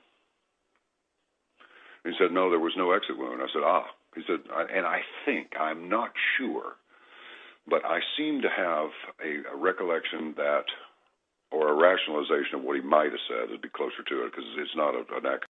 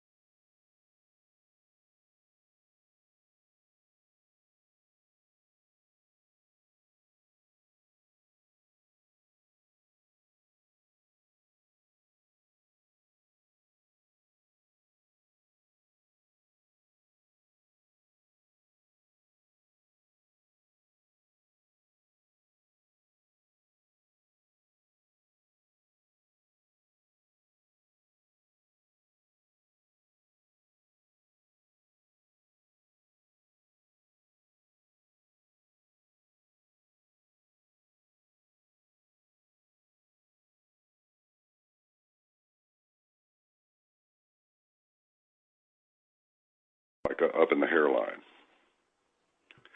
So it was like, I was about to go, pal, can you give me a straight answer or what? What are you worried about? You're up here sitting around with these guys. You're talking about this stuff, so come on. I felt like going into Pacino mode when he was talking to Albert Torino at the Chop Shop in the movie Heat, when he starts screaming, give me all you got, give me all you got. You remember that one? Oh, yeah. I was about to turn into a giant Pacino, but I didn't. And then another guy who gave an extraordinary bunch of testimony, I would say. He's worried. It's like, what are you worried about? I mean, I had a private conversation with him later. I said, listen, has it ever occurred to you that your best protection is visibility? I said, besides, you're too handsome to live forever. Just to lighten him up a little bit, but because he's a cool guy. But I'm like, what are you so worried about? If you know this stuff, but you don't say anything, and somebody throws you in the weeds, well, it's not going to attract any attention. And you've already said you've probably got enough to get thrown in the weeds over. So if you don't want to get thrown in the weeds and you're worried about it, I would think you would go out and go, this is all my stuff. If anything happens to me, you will know why. That way, if something were to happen to you, a lot of people would start sniffing around, because if they want you, they're going to get you. They're not going to explain why they want you. They're just going to whack you. Absolutely. And that's going to be it. Yep. So anyway, that was the experience at the conference. But let me just add this. Judith Very Baker was a cancer researcher. She got all kinds of invitations to go and study. I mean, she was just like the belle of the ball educationally. And because she was a researcher and a true scientist, what does this mean? It means she documented everything. I mean, she has receipts, check stubs, copies of checks. I mean, all of this minutia. When you put it all together, This is like doing a jigsaw puzzle that's the size of your living room, and it's a perfectly accurate shading, light, and everything of the Sistine Chapel's mural at 6 o'clock in the morning on the 17th of August, in a leap year. I mean, this woman documents everything. So, even though some of the horses up there were a little faster than others, it was very compelling, because if you take all this stuff that these people had to say over a 2-day conference, you walk out of there knowing exactly what happened, because it fits perfectly together. It would be enough to convict somebody in any courtroom outside of a kangaroo court, which, of course, we've got plenty of those in the U.S. these days. Amen, brother. So I'll take a breath. Well, no, I'll tell you something. This fascinates me tremendously. The assassination of John F. Kennedy was a hinge moment in our history, our nation's history. It's more than us losing our innocence. It's about really a CIA takeover. One thing, if I can ask you this, and by the way, folks, joining us tonight, oh, what a great treat this is. John B. Wells from Caravan to Midnight. Late night talk, the way it is meant to be. Folks, you can catch this program Monday through Friday, 11 p.m. Eastern, 9 Mountain, and 8 Pacific. That's Caravan to Midnight, John B. Wells. It's required listening here at the Hagmann and Hagmann studio, and even at the Hagmann household. John, if I can ask you this, and folks, please bookmark Caravan to Midnight. That's caravantomidnight.com, caravantomidnight.com, and Great definitely, show. Yeah, absolutely, and subscribe to Caravan to Midnight, because we need to really keep guys like John B. Wells. We need to keep them operational. But let me ask you, John. I got so many questions for you. Given the fact, and thanks for those kind words, Doug. I appreciate it very much. Our listeners support us, and without them, we can't do it. That's just the plain truth of it. Well, I'll tell you something. You've got a great program, and there's nothing else like it to me out there for late night, and I love it. So I'm a subscriber, folks, and I would urge everyone to be subscribers, because it's you go right to the heart of the matter, and you have such great guests. But let me ask you, because this JFK, it was 52 years on Sunday, and. Yeah. Many people, and I remember, I was kind of a weird kid. Okay, I was the nerdy kid that always used to get beat up, or because I for Christmas or birthday, I can't remember exactly which one, but my mother asked me what I wanted, and I said the Warren Commission report. So it was an 880-page book. Wow. I think I was like 8 or 9 or 10. I don't know. I want to see the Warren report. She's like, what? Yeah. That's excellent, man. So I was like the first kid on my block to have the AP copy of the Warren Commission. Anyway, again. Pretty sure that's true. Yeah. And got to tell you, didn't have many, I'm talking about nerdy, but the two questions. One involves a guy by the name of Richard Case Nagel. I don't know. Did you guys talk about that at the conference? We did, but I can't remember any of the details. I was just concentrating on the broad strokes. If you give me a couple of reminders here, I might be able to pick something up. But yeah, I definitely know the name. Yeah, this is something that I picked up that I just find this fascinating. One of the many individuals to come forward and claim inside knowledge of the assassination conspiracy was a guy by the name of Richard Case Nagel. Now, this is really intriguing because Nagel claims to possess foreknowledge, or claimed to possess foreknowledge. He died, I think, in 1995 or something. But he supposedly had been recruited by an agency of the government to assassinate Oswald back in September '63, and then stop the clock on the assassination. But another angle to this was Nagel was being set up to be the patsy of the Kennedy assassination. And here's where it takes a hard left turn and really gets bizarre. Richard Case Nagel had CIA. I mean, he was CIA. He was a pawn of the CIA, basically. He was a decorated war hero in Korea. He had resigned from the U.S. Army in '59. He's on disability, actually. But what happened was, on September 20th of 1963, this is 2 months before the assassination, walks into a bank, takes a gun, and fires a couple of shots into the ceiling, and waits for the police to arrive. Now, I might not have that 100% correct. I don't have notes in front of me, but it was in El Paso, I believe. in Texas. He had a Colt 45 revolver on his person, entered the bank in El Paso, fired a couple of shots, and he was arrested for supposedly he fired 2 shots into just right below the ceiling. He walked outside of the bank, surrendered to the cops, and didn't take anything. And people were like, "What the heck's going on?" But he was charged with bank robbery and put in the system. Well, his explanation was, "I had to do it, otherwise they were going to use me as the patsy for JFK." So I was that sounds about right. Yeah. So I mean, so that kind of buttresses into what Judith Very Baker talks about in her time at the Riley Coffee Company back in New Orleans, and then, of course, as a cancer researcher, and you're right, she documents everything. Her book, Me and Lee: How I Came to Know, Love, and Lose Lee Harvey Oswald. What a fantastic book, and she really points the finger at the the CIA guy. I'm trying to think of his name here. I'm looking at the book now, but it's Dulles? No, but he was part of it.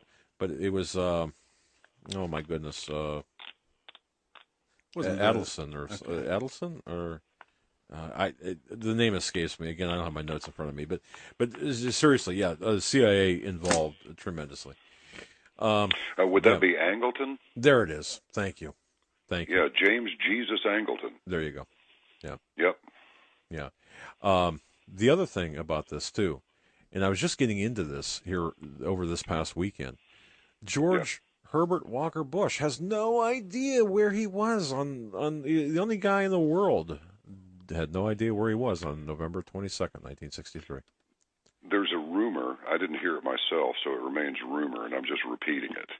So I don't want this to increase anybody's comfort level too much, but about knowing that this is a fact. But somebody said that he finally, he snapped out of it and said he was in Houston. Right.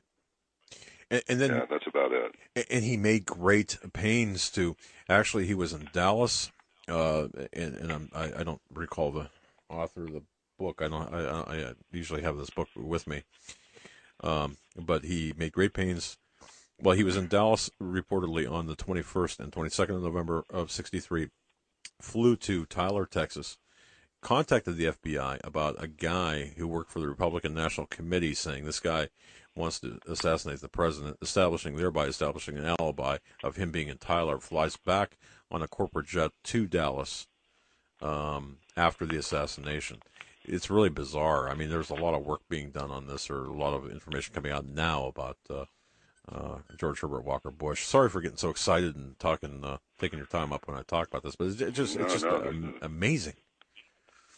Yeah, it is. And the thing is we were so naive in those days. I've said this quite a few times over the last week or so I hope you'll forgive me if you've already heard it. But how naive were we to think that it was perfectly normal to have pictures of Lee Harvey Oswald right down the street from the Office of Naval Intelligence in New Orleans, handing out Fair Play for Cuba leaflets. I mean, didn't we just get finished having a missile crisis with them not too much before these films were taken? And then he's going over there registering to vote with the black folks and just attracting all this attention. I mean, all the time they're just posturing this guy to look like this freak that was just involved in everything that the American people weren't really on board with in those days. Exactly. So I mean, this was perhaps to me one of the most, and I still think it is one of the most important conspiracies. You talk about Allen Dulles, you talk about the CIA, and of course a lot of things came out on the Church Committee. But I think the very people who were involved, many of the very people who were involved in that assassination conspiracy are still, at least the tentacles are still in power today. Yeah. So. Oh, absolutely they are. Here's the thing. The important thing to remember about Judith Very Baker's research was that they were learning how to weaponize cancer. Yep. They got a strain of some sort of cancer virus from monkeys that the question became, now, will it activate once you hit it with X-rays? Well, isn't it interesting that Jack Ruby died of cancer not long after he was arrested for shooting Lee Harvey Oswald down there in the garage? Isn't it funny that if you listen to the recordings that were made that day, the reporter is talking, and nobody had a Texas accent in those days. They were all sounded like, some guys from the Untouchables program from back in the late 50s and early 60s, kind of a straight-ahead kind of a delivery, no regional accent whatsoever. And you hear the horn blow on somebody's car. It goes, bom, bom, pow. That was an orchestrated hit, absolutely. Jack Ruby didn't just show up in the garage and decide, I'm just so upset about them shooting our president that I'm going to whack Oswald. No. Yeah. Jack Ruby was told, we got a job for you, Jackie. So guess who's the first guy to go and see Jack Ruby in jail? A guy named Joe Campisi. He's at a place up on, he's dead now. He was chasing somebody out, supposedly, and had a heart attack. Somebody came in to try and rob him, and Joe just stormed him. But, the rumors have abounded for a long time about them being kind of, I suspect it was probably money laundering, stuff like that, where you show that you sold a lot more pizza and pasta than you really did. Yep.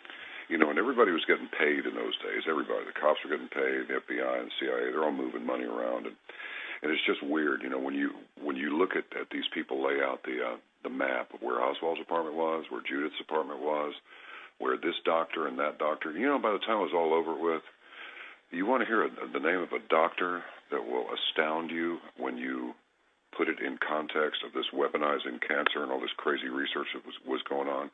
How about this one? Dr. Joseph Mengele. Wow. Listen, I'm not kidding you. It's so weird. And you go, wait. You ask a Russian. I saw this one time. I think it's funny. It was the head of MI5 and the head of the FSB. And they were going to go through a period of openness between England and Russia. And so the MI5 guy says, well, how shall we proceed? And the Russian says, well, you go first. And he just grinned at him like, yeah, right, because he didn't want to do this deal anyway.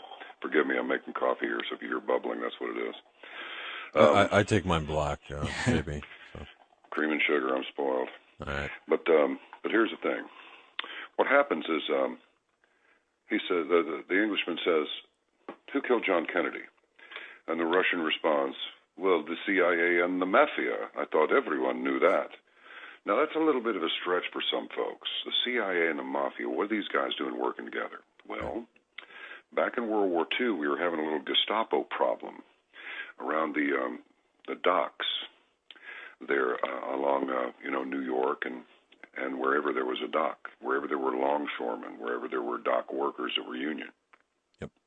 FBI contacted Lucky Luciano and said, who had been thrown out of the country, or was about to be. I think he was in exile over there. Actually, I think they sent him back to Italy.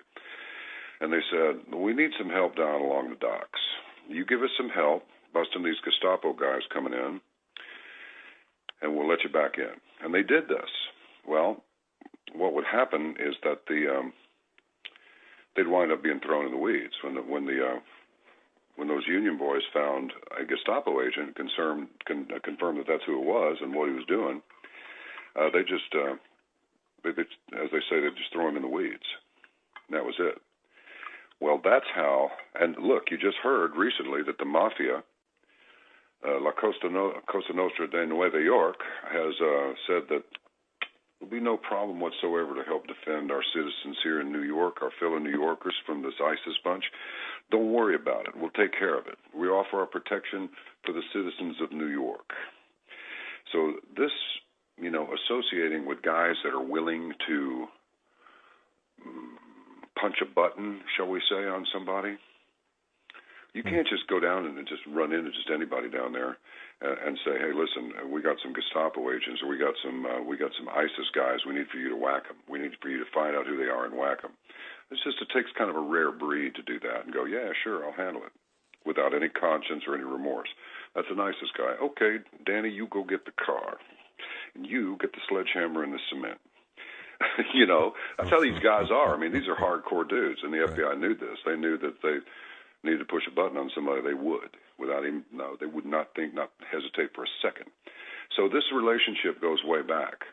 Now, I get the feeling these days that FBI is tired of covering up CIA's messes.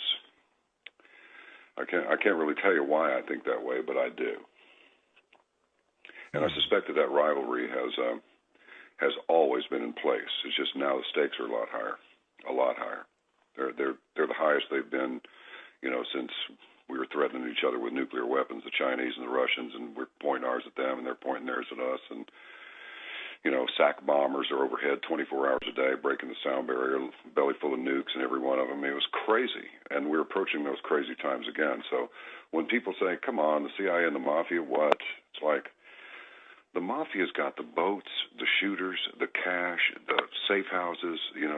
When they say go to the mattresses, you know what that means. So the boys are going to get together, get away from their homes, and go camp out at a place that they have where there's just a bunch of mattresses on the floor, where guys can hole up there for a while and get ready to go do a deal. Right. So this has gone on for a long time. There's a very thin line between the highest levels of the security services and on the other side of that thin line, the most serious of all criminals involved in organized crime, because when you look at it, everything's criminal, isn't it really, when it involves some guy you don't know sending you to go kill some other guy you don't know? Like say, a president or anybody else. That's what warfare is. You make war on yourself. Send your best and your brightest and the best-looking gear and the strongest people and the most highly trained people. You send them out there and get them killed. Yeah. Again, that's profound. Yeah. I mean, seriously, acceptable losses? What the hell does that mean exactly? Thank you. Yeah. What does that mean? No loss is acceptable. Look, here's the thing. Let me just say for the record. I don't have some Army man fetish or any of that. I tried to join the Navy and the Air Force. I couldn't pass the vision because I sure wasn't going to pound the ground, after 3 years in ROTC. And, it didn't make any difference I was commander I was executive officer of the commander team of the insurgent team, and then commander of the insurgent team my senior year, which is like big deal. Well, the only thing that's a big deal about it is I was just graduation day away from them going, why don't you try out for airborne? So at like 18 and a half, I could have been, slinging lead at Charlie out there in the rice paddies. If I was going to get involved in that, since I'm walking around with a 1A draft card, I think I'd rather do it from aircraft, Mm-hmm. So, but look, what was that all about? An undeclared war. Nobody did anything about it. And, I got a lot of blowback for talking to William Ayers. I'm sure there's some things about him and some ideological components that I would strongly disagree with. But when I brought him on Caravan to Midnight, just asking some questions, just as one guy talking to another guy, he just thought that it was abominable. He'd grown up in a nice house, a Christian family, and all this, and he'd been a person of privilege. And he was looking at the way people were living and the way the blacks were being treated. And then this war comes up, and all these guys are getting drafted. The war hadn't been declared, and they're getting killed. And he just decided, you know what, let's go blow some stuff up. But he had quit the Weather Underground long before the ragtag remainder decided to pull a bank job and get themselves and one of the security guards there killed. I mean, it was just stupid. Right. And one of the things Ayers said was, well, it sure would be nice if, he goes, people think that I'm this real strong, hardcore Democrat supporter. He goes, I'm not. Basically, he said he finds both sides equally useless. I'm sure we can agree on that. And he said it sure would be nice if his kids, or just regular school children, he said his kids could have the same privilege of the quality of education that Barack Obama's kids or Rahm Emanuel's kids are getting. He goes, in those classes they teach them music and they teach them creative things, because it's not like public school at all. Not at all. I think it'd be nice if every child had an opportunity to have an education like that. And he was kind of bitter about it. So here's the thing. I thought that Ayers was all right because, right or wrong, he did something about it. He was in his 20s. I don't think that he found the idea of living in exile and possibly either getting whacked out or doing a long stretch of federal time particularly appealing. It's just that he felt strongly about it, about doing something. So they're like, I can't believe you'd interview that communist, that, and all these names and all this. I'm just like, well, do you want to live in your own little mind and just make up the words that you think these villains out there are saying, or do you want to hear them speak the words themselves? Exactly. And I heard the interview. I mean, look, we need that information, regardless of a good, bad, indifferent. Bring the information. Let me decide. Let us decide. And thanks for doing that. It does, to me. It took a lot of guts to do that.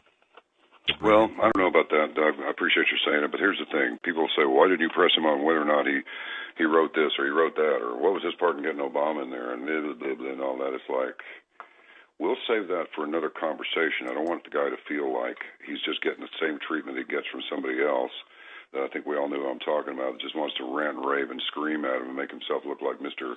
Right. Big shot, and not allow the guy to say anything. Just give him a chance to answer half of the question, and then start pounding on him. It's like, that's not me. It's like if you have an enemy, if you go back to, I don't remember if it's, I think it's Sun Tzu, but the enemy provides the best opportunity to destroy himself. Absolutely. So if you just want to go head to head and play, I will destroy you, well, you're just going to make yourself look like a big putz. That's all you're going to do, and you're not going to extract the information you were looking for. I try to stay away from self-glorification when I'm talking to somebody who knows more about himself than I do. You know what I mean? John, I had worked with a veteran homicide detective, and he had told me one time. In fact, I sat in on a couple of interviews with him and on some murder suspects, and his confession rate was like, I mean, it was unbelievable. It was 90+%. And his secret, he just said, just ask the question and shut up. Don't be confrontational. Just listen. Ask the question and listen. Even if it takes you a few minutes to get an answer, listen. Just shut up. And that was the best advice, because I watched so many people talk themselves into or finally admit whatever it was they're accused of. And it was just an amazing process just to watch. I spoke with somebody recently that why name him? You'd know his name instantly, but anyway, he came on the program. and I kept saying, hey, you're circumventing my question. So I'm going to ask it again. I ask the question. It's like, if you don't want to answer it, that's okay. Just say so and we'll move on. But otherwise, this is the question. Well, the same thing happened. So I ask it again. And I'm like, look, this is my third attempt. So here's the question. And I think it ticked him off a little bit. I mean, I don't like to do that to people, but it's like, all you have to do is say, I don't want to go there, I really don't. Yep. It's too complicated, and we'll wind up getting in the weeds. I don't want to do it. Okay, we'll move on. We can move on. If you're uncomfortable with it, I'm not going to force you to do it. I like that style. And folks, we're talking with John B. Wells from Caravan to Midnight. If you're curious at all, and you should be about about the interviews that he's referencing, go to caravantomidnight.com and take a listen. In fact, sign up for his membership. I got to tell you, listener-supported show, you won't get this information elsewhere. He was talking about Bill Ayers and others not to be named.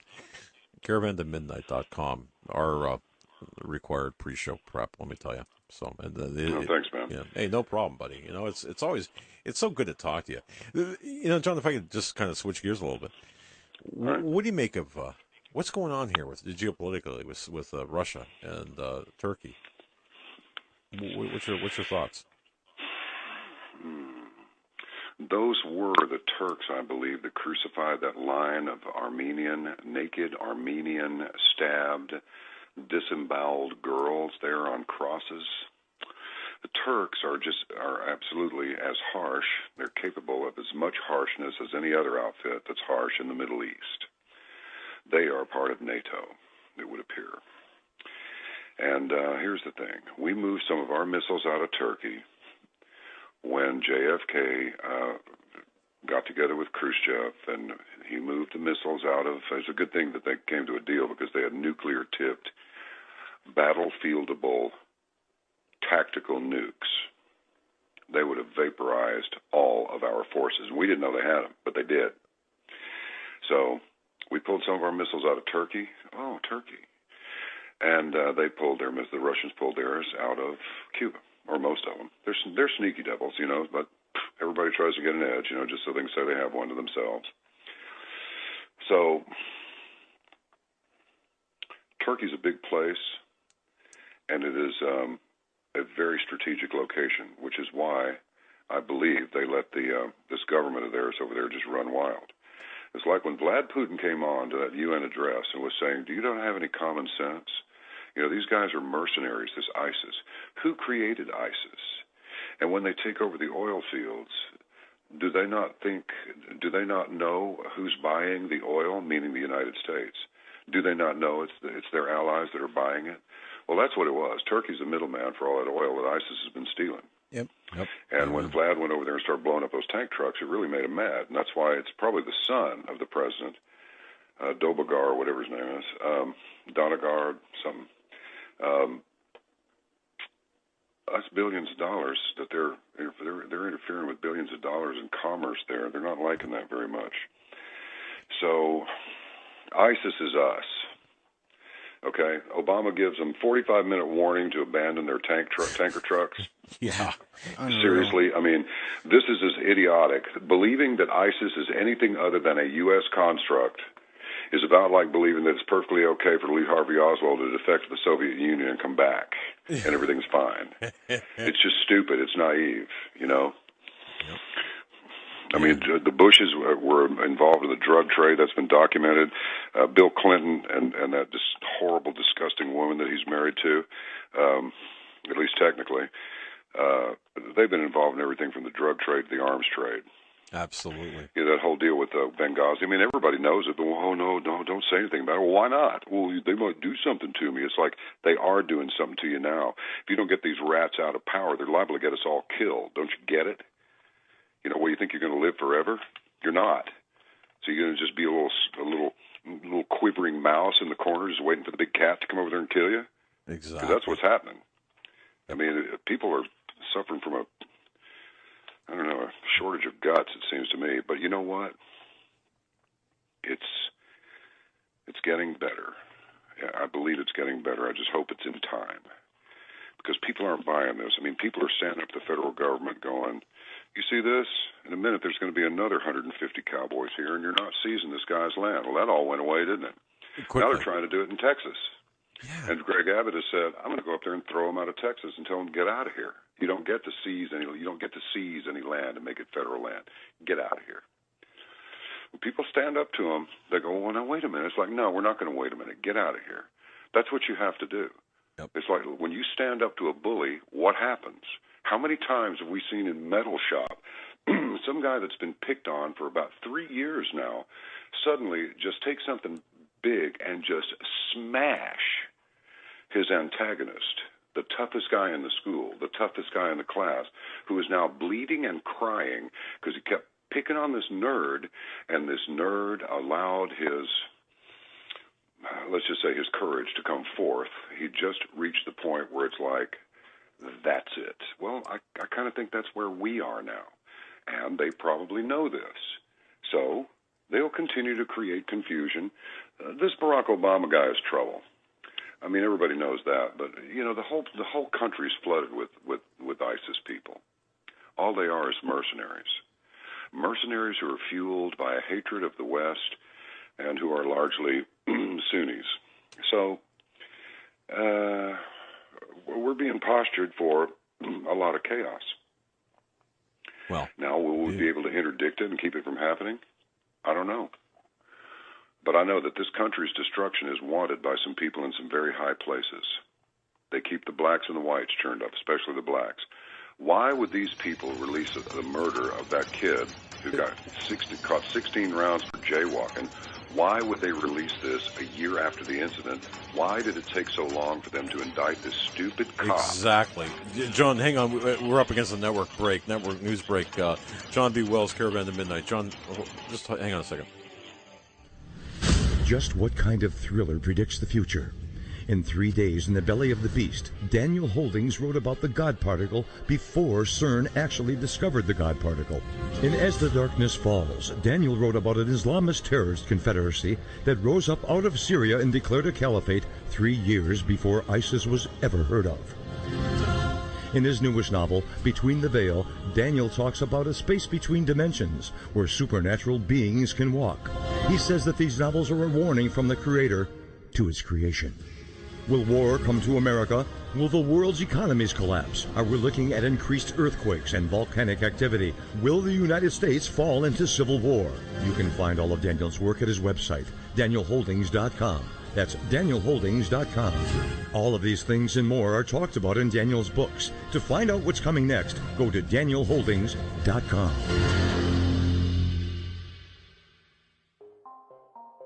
Hi, it's Lynn Oz, and believe it or not, there is just a little something that you can do to help change the lives of some of our veterans in need.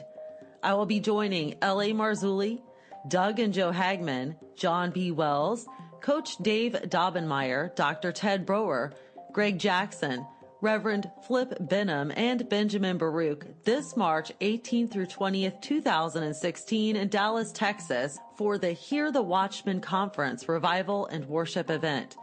We want to bring as many veterans in need as possible to the event so they can receive the blessings of Jesus Christ and be part of this incredible event.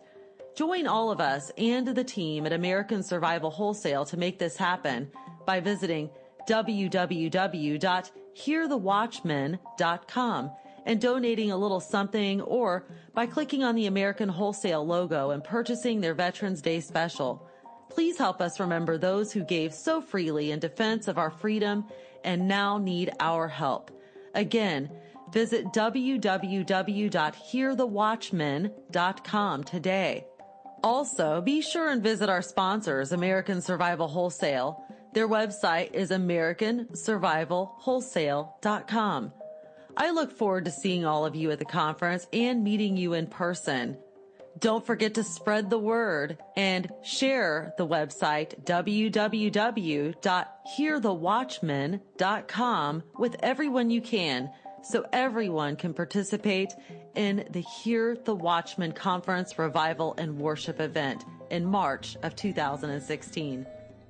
You are listening to the Hagmann Hagmann Report on the Global Star Radio Network. Stay tuned. Doug and Joe will be right back.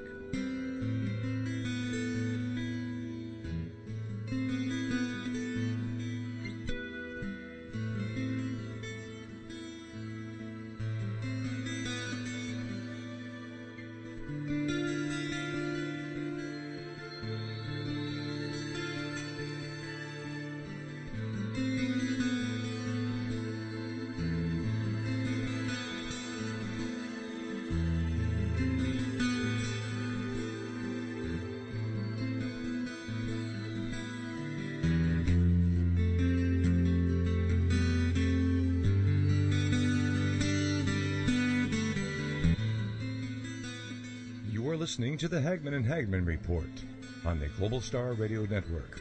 Stay tuned. Doug and Joe will return shortly.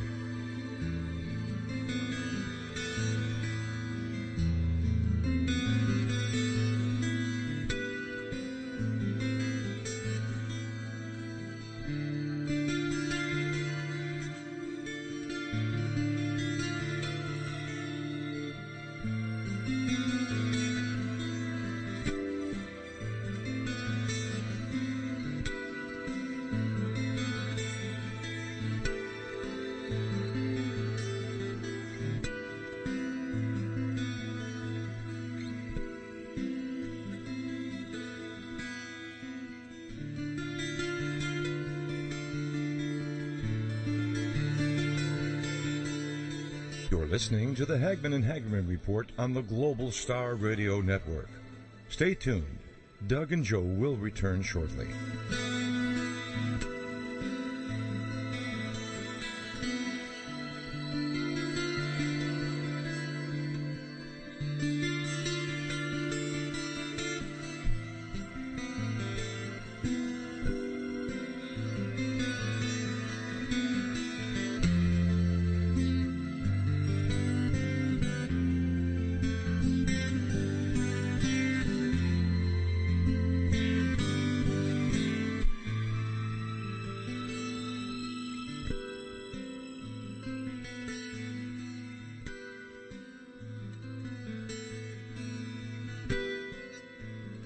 You are listening to the Hagmann Hagmann Report on the Global Star Radio Network.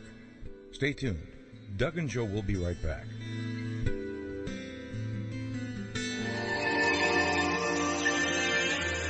And welcome back, ladies and gentlemen, to this very special Wednesday edition of the Hagmann Hagmann Report. It's the 25th day of November 2015. It's Thanksgiving Eve, so tomorrow here in America and perhaps elsewhere, we're going to be celebrating Thanksgiving. And, of course, we read the Thanksgiving proclamation at the beginning of the show. That was read into the halls of Congress back in 1777, and I thought it was pretty prescient with respect to where we are today. And having said all of that, without any further ado, I want to bring John B. Wells back to the program. Caravan to Midnight, folks. I know our listeners have heard Caravan to Midnight. Now, we're picking up new listeners all the time. So if you're one of the new listeners who have no idea what Caravan to Midnight is, I would urge you to visit caravantomidnight.com. That's caravan, the word T-O, midnight.com. And there is John Wells, the John B. Wells program. It's really late night talk the way it is meant to be. And I say this, and I mean this. We listen to J.B. Wells. We're subscribers. It's a listener-supported program. And he's got so many great guests. They do a fantastic job there. So, and plus sign up for the free newsletter. Go to caravantomidnight.com. You don't know what you're missing if you don't get his newsletter. John, thanks for hanging with us for the next 20 minutes, half hour or so. Thanks very much, Doug. I appreciate you putting in that plug there. I'll tell you something. I like to tell people when you join Caravan to Midnight, you become part of a movement that it's voluntary whether or not you actually participate in that movement. We don't want to just we want to change some things. We want to help people that need help, and I got to tell you, between guys who just got an email from Brother Mike talking about $2,000 that Bob in Iowa sent to get some vets who can't afford it to the Hear the Watchman conference where you're going to be. When these two women, Miss Smith, Texas Rose is her handle. She's South African. And then Brendy Richards were on there talking about the white genocide that's going over there, and it is going on over there. It's not some Klansman's acid trip. It is happening. When these people found out, when these caravanners found out that somebody needed a wheelchair and they wouldn't give it to them, guess what happened? They bought him one, and they got it there. And so we're taking up some dough now to do two things. Right now we want to finish this Sandy Hook thing. We want to finish it off. And, oh, man, they are struggling like rats in a toilet after somebody just hit the chrome handle. I'm telling you, that whole thing is so dirty and such a fake, you can't believe it. We want to wrap that up, and we also want to get some people out of South Africa who cannot get out, but we're going to get them out anyway. Because if we don't, they'll be dead, and that's just what we do. And if it causes blowback, good, bring it. Not too short on really testosterone, and I think that's a really seriously. I really think that's a great attitude. John, Sandy Hook. Can you tell us about that? Those people who have not heard about this, can you just mention that? I'll just give you a short anecdote that really kind of puts into focus.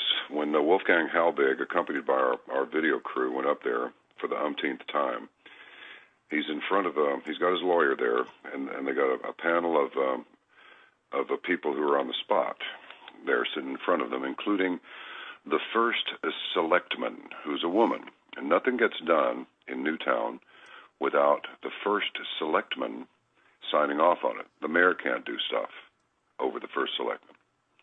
And so Wolfgang Halbig's lawyer asked her, when was that sign that said everyone must check in? You know, the orange sign with the lights on it, like you see on all the highways. Yep. When was that put there? And the lady said, the first selectman replied, well, 3 days before the incident. And the lawyer said, who put it there? And the first selectman said, well, the Department of Homeland Security. And everybody in the place went, yeah, that's a creepy town. All the properties got paid off. All the mortgages got paid off. Mm-hmm. You know, and we've seen the picture of of one of the kids. Sometimes I mix this up with the Boston bombing, but one of the kids involved in either of those farces, which the Boston bombing is not what it appears to be either. It's still up on our YouTube channel. PK out of Australia, and Dave Weiss put it together, and it's a very compelling situation. But anyway, so this kid shows up. He's one of the lost children. Then he turns up in Pakistan with a Pakistani name on a sign, a little sign that somebody's carrying that's protesting drone strikes. Same kid. And then we see the father of the slain girl doing what every actor does, who, especially, I don't know, I don't see very many good actors doing this, but, you go from, hey, laughing, kind of, cajoling with a few people, and then you start to get into character, and, oh, God, the agony, oh, the pain, oh, the angst, oh, the pathos. Now I'm ready for my close-up. And so this guy goes from being, hey, what's going on, to I'm in the depths of agony right now. And you can tell he's a complete phony. And then you got this idiot girl that's going, moaning and groaning, and her boyfriend's going, make it stop. Just make the fireworks stop. Make them stop. Well, she's videotaping her hysteria herself on her iPhone. Nice selfie. Wow. Yeah. I mean, what a crock. Then you've got, and then I talked to somebody on the program that I felt kind of sorry for him, because he walked right into that Boston bombing and Sandy Hook thing. We spoke with Dr. Sandra, I can't remember her last name to save my life right now. She's a trauma surgeon out of San Francisco General. It's in archives. To join Caravan to Midnight, there's 400 and some odd programs in there. You will like every one of them. There's something in there. There's more than one thing in there for everybody. In fact, I would submit to you they're all for everybody. But she said, look, legs don't look like that when they've been torn off or blown off. And I said, let me get this straight, Doc. This guy is being wheeled down the street in his wheelchair. They're taking me to get medical aid and assistance right now. He's got his little shattered shin bones hanging down. He's sitting upright in a wheelchair. He's not leaking any red stuff out onto the pavement, and he's conscious. And somebody said, well, yeah, he did lose his legs. I said, yeah, I know. And there's a picture of him with some other guys who are also in camos over there in Afghanistan sitting around. He didn't have his legs on there either. You can, and everybody, well, I know someone who lost a leg. I said, yeah, why is it they always lose a leg? They need to lose a testicle or an earlobe or an armpit or a hand or a finger. They all lost a leg. What a crock. And it is. It's a fraud. They ran a drill. They run a drill. Every time something happens, there's a drill being run. Right. There's a drill being run at 9/11. There was a drill being run. Boston Globe reported a drill being run during the Marathon bombing. I can't remember at this moment what the deal was with the Sandy Hook deal, but I do remember watching it live as it happened with streaming video from the WABC news copter. And who's this dude running through the woods in a black hoodie with gray and white and black camo pants on? The cops have got him down on the ground. And the next thing you see is this guy's in the front seat of a police car looking at the news camera saying, I didn't do it. I remember that. Question number one, Doug, when you arrest somebody, do you put them in the front seat of the cop car, yes or no? No, well, I can say I've been arrested. No. I've been arrested on a few occasions, and never once was I treated to the front seat ride of a cop car. Well, when's the last time you saw a perp of any kind, a perpetrator or a suspect, let's put it that way, being able to speak to a news crew that they didn't do it? Only when they want, or only when the authorities want Lee Harvey Oswald. I mean, give me a break. It's like, how gullible are people? The answer is, unfortunately, very. They don't want their lives disturbed. I don't blame them. But the thing is, it's just like that old expression, you may not be interested in war, but war is very interested in you. That's right. Look, guys, this is why 90% of all the casualties in any war are civilian. It's because the civilians allow it. True. They don't know what to do, so they don't do anything, and they wind up victims. That's very true. It's, extremely, yeah. Well, I just want to mention about Sandy Hook, I mean, a lot of people, when we talk about this, because of the children involved. Yeah, like a common question. Somebody says, are you telling me that no children were killed? Well, what we're saying is that there is so many, there's an official story. So many inconsistencies with respect and to then there's what really happened. Right. And then, the facts of the official story change so much And the alternative media is out there doing, was that Wolfgang, was he arrested for asking questions, John? No, he wasn't arrested That for wasn't asking him? questions. Okay. The Connecticut cops sent Florida cops to his house to tell him he would be arrested if he didn't stop asking questions. That's all that did was tick him off, and then he went for him. Okay. There's all kinds of weird stuff happening. They took down his GoFundMe page. They took down his PayPal account. They took all that down, claiming that, well, we don't want to be a part of a fraud. It's like, what? Mm-hmm. It's unbelievable what's happening. And this Jonathan Reich guy calls up, wanted to talk to the coroner, and they hit him with a misdemeanor phone harassment charge that is costing him and his family like $50,000. Well, guess what? They're dropping all those charges. Yeah. And that corner, that corner, John, I got to tell you, man, I've dealt with a lot of corners. Never one like that. Well, look what happened with Breitbart. The medical examiner dies of arsenic poisoning 2 weeks after Breitbart is dead. Yeah, look, dying. There's a lot of weird, Michael Hastings. Oh, yeah. Princess Diana's Mercedes limo crashed at no telling how fast it was going, but over 100. Right. Did it catch fire? No. So he hits a tree, but the front end's not damaged, and there's nothing wrong with the front end. You can see in the video, there's the primary charge. Wow, there goes the gas tank. Wow, there's the main charge. It's like they blew him up. That's all. They blew Hastings up. They whacked him. That's all there is to it. Whenever there is any doubt, there is no doubt, and there's too much doubt. And whenever there's too much doubt, there really isn't any doubt. This government was hijacked by the CIA, commencing with the assassination of President Kennedy. They're in control of it now. Nothing goes on television.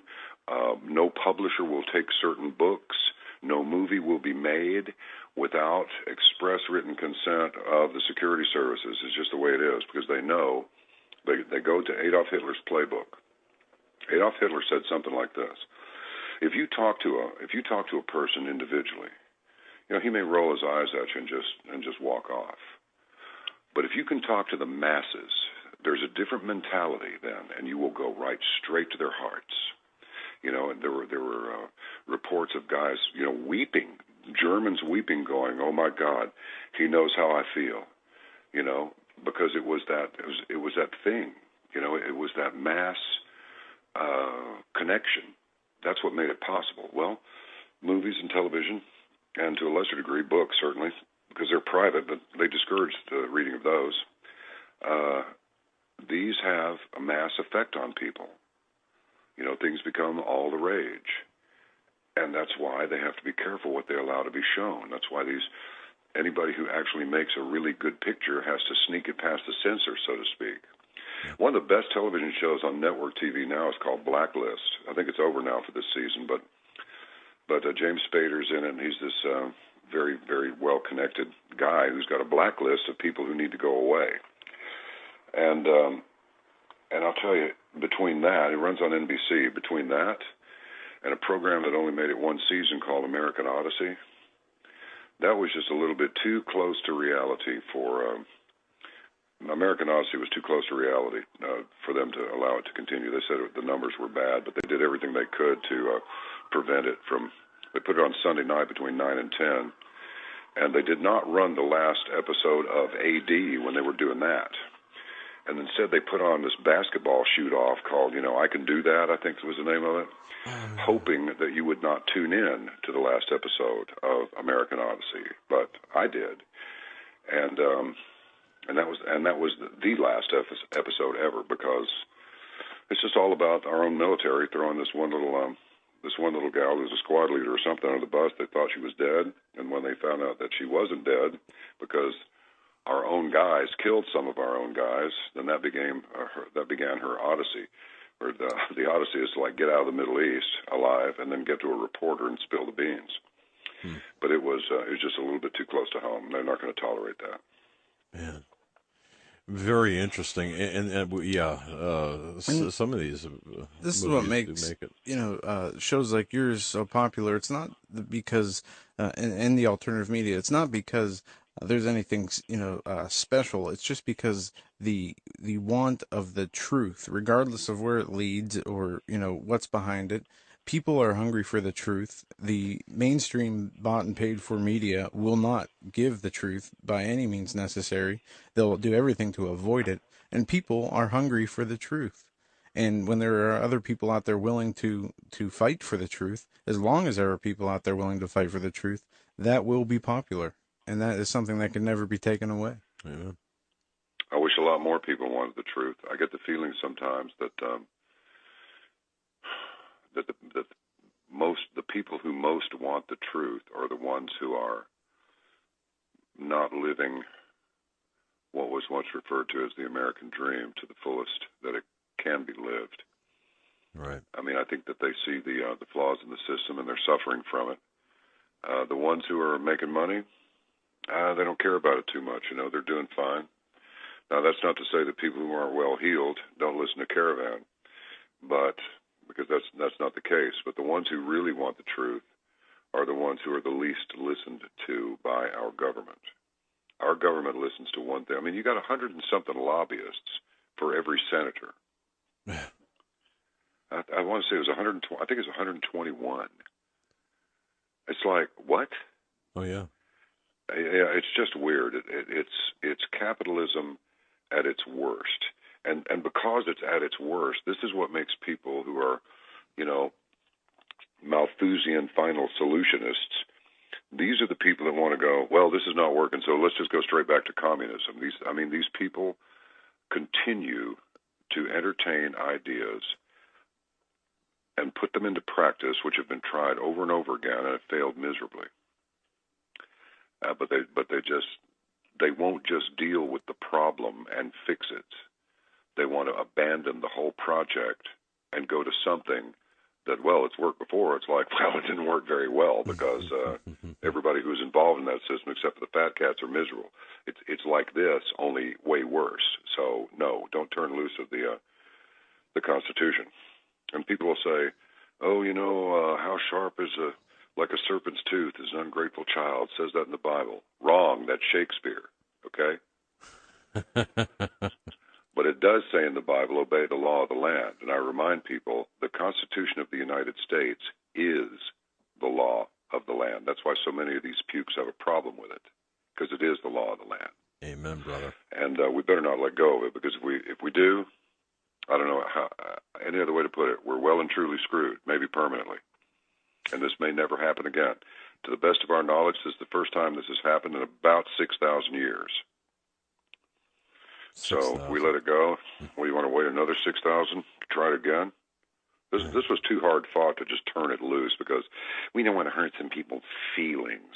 If you're I don't care if you practice Wahhabism or if you practice Santeria, your so-called religion is incompatible with Western culture. Take it back where it is compatible. I repeat, it ain't compatible with us. Oh, well, that's very politically incorrect. Yeah. Well, politics is not a very nice word. If you're saying that talking like that is liable to keep you from getting some favors from people who would murder you as easily as they would hit the head first thing in the morning, well, I guess that's on you. Yeah, you're not going to get favors from a murderous regime if you say anything about it. That's really true. Duh. Why would you want to do that? Any of us could have become criminals. We might have been pretty good at it. But did we choose to be criminals, or did we choose to do things the right way? I mean, who wants to look at themselves in the mirror, which inevitably you're going to do if you have to shave or whatever, even if you brush your teeth, you're going to catch a glimpse of yourself, and you want to see some disgusting, amoral criminal there that there's no redeeming value to their character because they don't have any? Is that what you want to see? I mean, everybody is born with this stuff. If you try and tell, I've used this one many times. I'll try it on you again. You don't have to be taught that taking something away from somebody is wrong. Even little kids, they're 3 years old. You take his toy away from him and he'll protest. You take it away from him again, he'll probably attack you. It's mine. Don't take it. You didn't have to be taught that stealing was wrong. You knew it innately. Your parents reinforced it, but you already knew this. That's right. So people just need to tap back into who they really are. My mother always said, remember who you are. You are not your stuff. You're not your stuff. You're not your job. You are a spiritual being that inhabits a physical body. That's right. And people should remember it. I mean, this is not the end of the line. I mean, really, you want to go to your maker, and he has that look on his face, and you're going, yeah, well, I could have, and I would have, and I should have, and he responds, but you didn't. I mean, you did know what you were doing when you made the decision not to do anything about these things that you could have had some input to, and you just decided not to do it. Okay. Go to the end of the line and wait for 2,000 years. I'll talk to you again after I think about it for a while. Yeah. Well, remember who you are, and that's, I say that a lot. Remember who you are, and we have to remember who we are, and we have to. It's so important because, John. I mean, I can't add to that. It's just so important. And we can't thank you enough for taking your time out to come on tonight, John. And we can't wait to meet you in Dallas in March 18th through the 20th at Hear the Watchman Conference. That's going to be fantastic. That's going to come up pretty quickly. Too. Yeah. Keep up the excellent work, my friend. Yeah. Thank you, my friends. And may I just say a very pleasant and happy Thanksgiving to you. And let us give thanks to the Lord for everything that we have and everything that we don't have, that we don't want. Or don't need. Amen. God bless you, my brother. You stay safe. Have a great Thanksgiving. Thanks for dropping in, and really appreciate it. God bless you, too, and all your listeners. Thanks for having me on. See you. Thanks, brother. Anytime, John. Thanks. Folks, that was John B. Wells, J.B. Wells, Caravan to Midnight. Caravan to Midnight. That's Caravan, the word to midnight.com. Throw a thanks out to our friend, Mr. Keeling out there. Yeah, Ken, thank you so much. Ken, I know you're listening, or hopefully you're listening. I just want to say thanks for making that happen. It's always a pleasure. Mr. Wells is a great guy. And folks, I've gotten to know him. We've gotten to know him a little bit. And he is truly, I believe, one of the best talk show hosts out there in terms of, he mentioned about talking to Bill Ayers, interviewing Bill Ayers. Okay. We often talk about, well, what would we do? And we heard the interview. What would we do? Would we be antagonistic or what's the best way to handle that? And I think listening to Caravan to Midnight, Bill Ayers' interview, he wasn't, J.B. Wells was not accommodating, but he was just respectful. But and respectful that's how we're for a reason. We're supposed to, we're not supposed to just be mean or hateful or angry and take that out on people. Even if they've done something to us, and that's in the Bible. But I said this to John. Wait a second. There are times for confrontation. Don't get me wrong. But what I'm saying is, anybody, they'll just say anybody in the current administration and the news and any of the scandals, if we're to come on the show, they would be treated with respect. Would we ask them hard questions? Yes, but would we tear them down and shut them down? No. Because there's always that. What I like to, and this is something I like to think about, is that continue, unless of course there are the vulgarities there, or there's disrespect from the other end. Right. It's going to have to be a give and take, and intellectual based discussion, because bear in mind that this is just the first round. We continue down that road. Right. If the guests were to show, respect and be courteous, then that's what they would get in return. Regardless of where, how different our viewpoints were or how much we disagreed on whatever it was, personally, me, don't like Bill Ayers at all, but I'd interview him. No, not. I mean, Yeah, and as a matter of fact, before Larry Grathwell passed away, I mean, I think a week or two before he passed away. The last time I spoke with Larry Grathwell, was a good friend of ours. very much so, and we had a great relationship. And Larry and I were talking on the phone one day, and he said Arizona's going to be up. I think it was in Chicago, and I said, Larry, I'll drive you up there so you can approach him. Yeah, and yeah, he's going to be a bodyguard. We were going to go and approach Ayers and make him, or not we.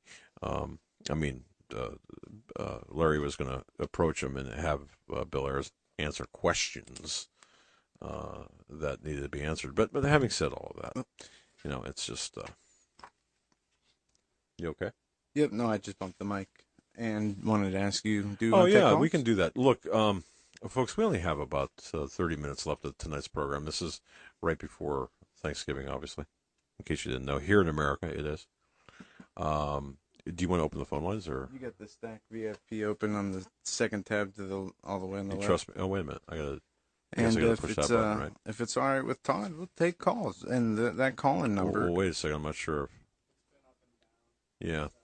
All right. I'll tell you what. Let's not do that. Because of the issues with the satellite. Let's give Todd a break, and let's give the satellite station a rest here, Global Star a rest. And Friday, of the calls. It looks like we're going to have some time Friday. I got to update you, Dad, on a potential guest. I think it's somebody you wanted to come on. I think JD might have set this up, possible. But either way. Tease me. Well, wait. Right there. Not this sure it's the same guy. Okay, yeah, no, it is. It is. Okay. But that's not confirmed yet. But either way, we'll leave time for calls during that show. Very good. Sure. Very good. Sure. And again, Ken K, thank you so much from Colorado for arranging J.B. Wells. What a pleasant surprise. And see, to me, this speaks to the power of the listeners. And folks, if you like what you heard with J.B., and just send him an email of thanks, because he's up against a dinner reservation. That's why he had to leave at the bottom of the hour. And look, folks, everyone who comes on as a guest, and they're doing so. They're taking time away from their families and personal time.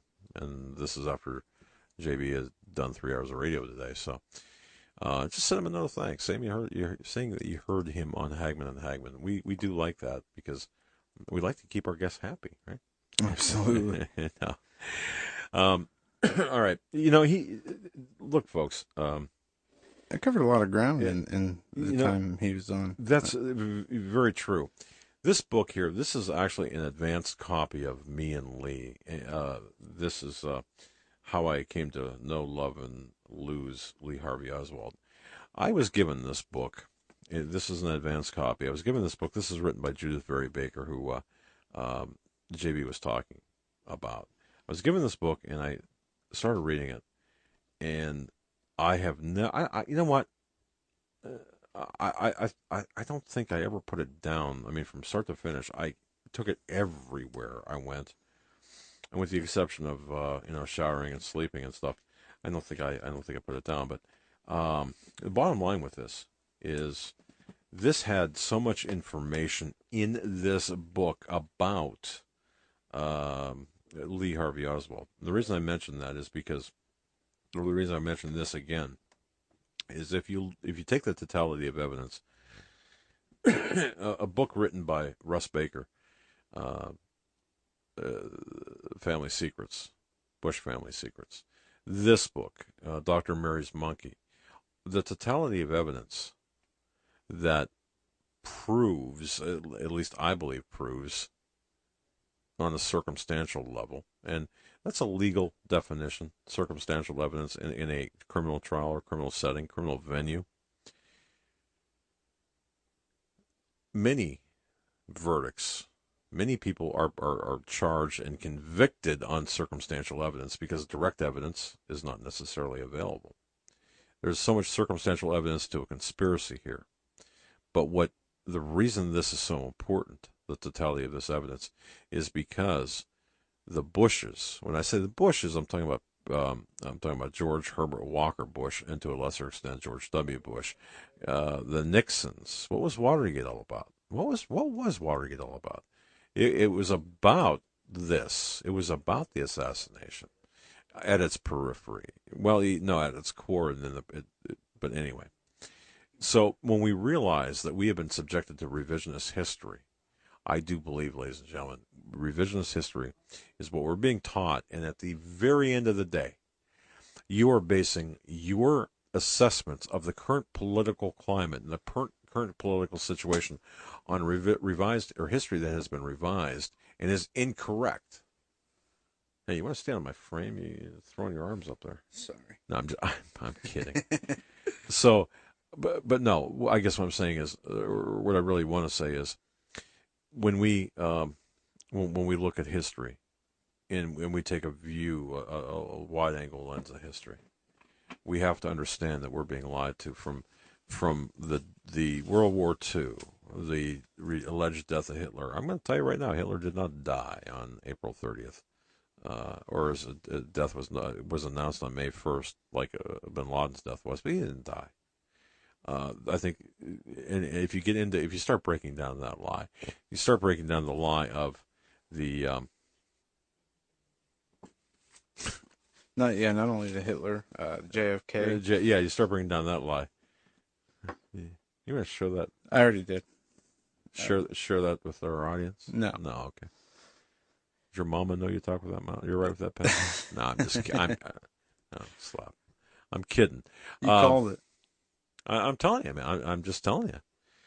Anyway, you know what, folks? We are so thankful. At this Thanksgiving time, we are so thankful to have you as listeners and supporters. And I just want to say, from the bottom of my heart, how much each and every one of you mean to us. And tomorrow, as we give thanks for our families, know each and every one of you who are listening to tonight's program will be in our prayers. Some names we know, some we don't. Some we know by nicknames. You're going to be in our prayers, and we want to thank you for everything you've done. I don't think I've ever met, and I mean this, I'm not blowing smoke. I don't think I've ever met a nicer group of people than our listeners. And Steve Quayle always says that, God makes better friends for you than you can for yourself. Well, you know what? That's very true, because we've never met you guys. Never. Well, maybe. Anyone? No, I was going to ask. I was going to be kind of funny, but it's not even humorous. No, we really appreciate each and every one of you. We appreciate your support, your prayers, and your kindness, and spreading the word about this program. It's so very important, and that's why we're able to get people like John B. Wells on, and the caliber of guests that we have. We really appreciate that. And Steve Quayle, my goodness, Pastor Langford. I'm not gonna. I could name 100. Go ahead. We've said it many times, and John explained it very well in his own experience, that the Lord gave him a platform, put him in the position he's in, and has been using him as a tool to not only talk about truth and things that other media won't talk about, but it's the Lord's plan. He's just a part of it. And that's the same thing that goes for us. We talk about it all the time. Never did we sit down and say, let's be radio show hosts. Let's have a daily radio show where we sit and talk about the issue. Laughed out of the room. But we started it as a kind of a hobby. Well, I didn't even start it. My dad and Judy started it and did a show, and it was on a Saturday basis, and we kind of did it just, to do it. We wanted to say what we saw going on out there. Yeah. And the Lord brought us, to where we are today, brought us in touch with all the great people that are in the audience out there, our extended family. And, here we are. And it's almost the end of 2015.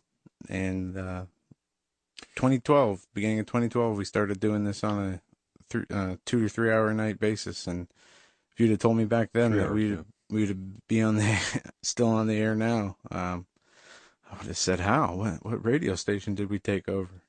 But it's been a blessing, and the people are a blessing, and as my dad said, we just can't thank you enough. And and I was sure to say, I don't want you to think that we're just filling the air right now, because that's not what we're doing. The thanks are genuine. But on the other side of that, I want people to understand too. People like Dave Hodges, us. I mean, you got to understand, in the media, in this type of media that we find ourselves in, it is not a friendly place. Now, we have friends. I mean, Dave Hodges and others, other talk show hosts, of course, and other people. But when you start bringing the truth out, and especially when you bring the truth out through the prism of biblical prophecy, the bombs begin to fall. Now, when you combine that with when you are talking about a specific subject, let's say Benghazi, you're talking about Benghazi, and you're doing it through the larger picture of biblical prophecy, end times, eschatology, whatever, and you're over a target, man. You can expect to get flak and fire. And this is what we're seeing today. So people like Dave Hodges are under the gun all the time. Rick Wiles under the gun all the time. We're under the gun all the time. And I'm sure any listeners out there who are on fire for Jesus, reading their Bibles and, having their daily walk with the Lord, are under attack all the time. Yeah, absolutely.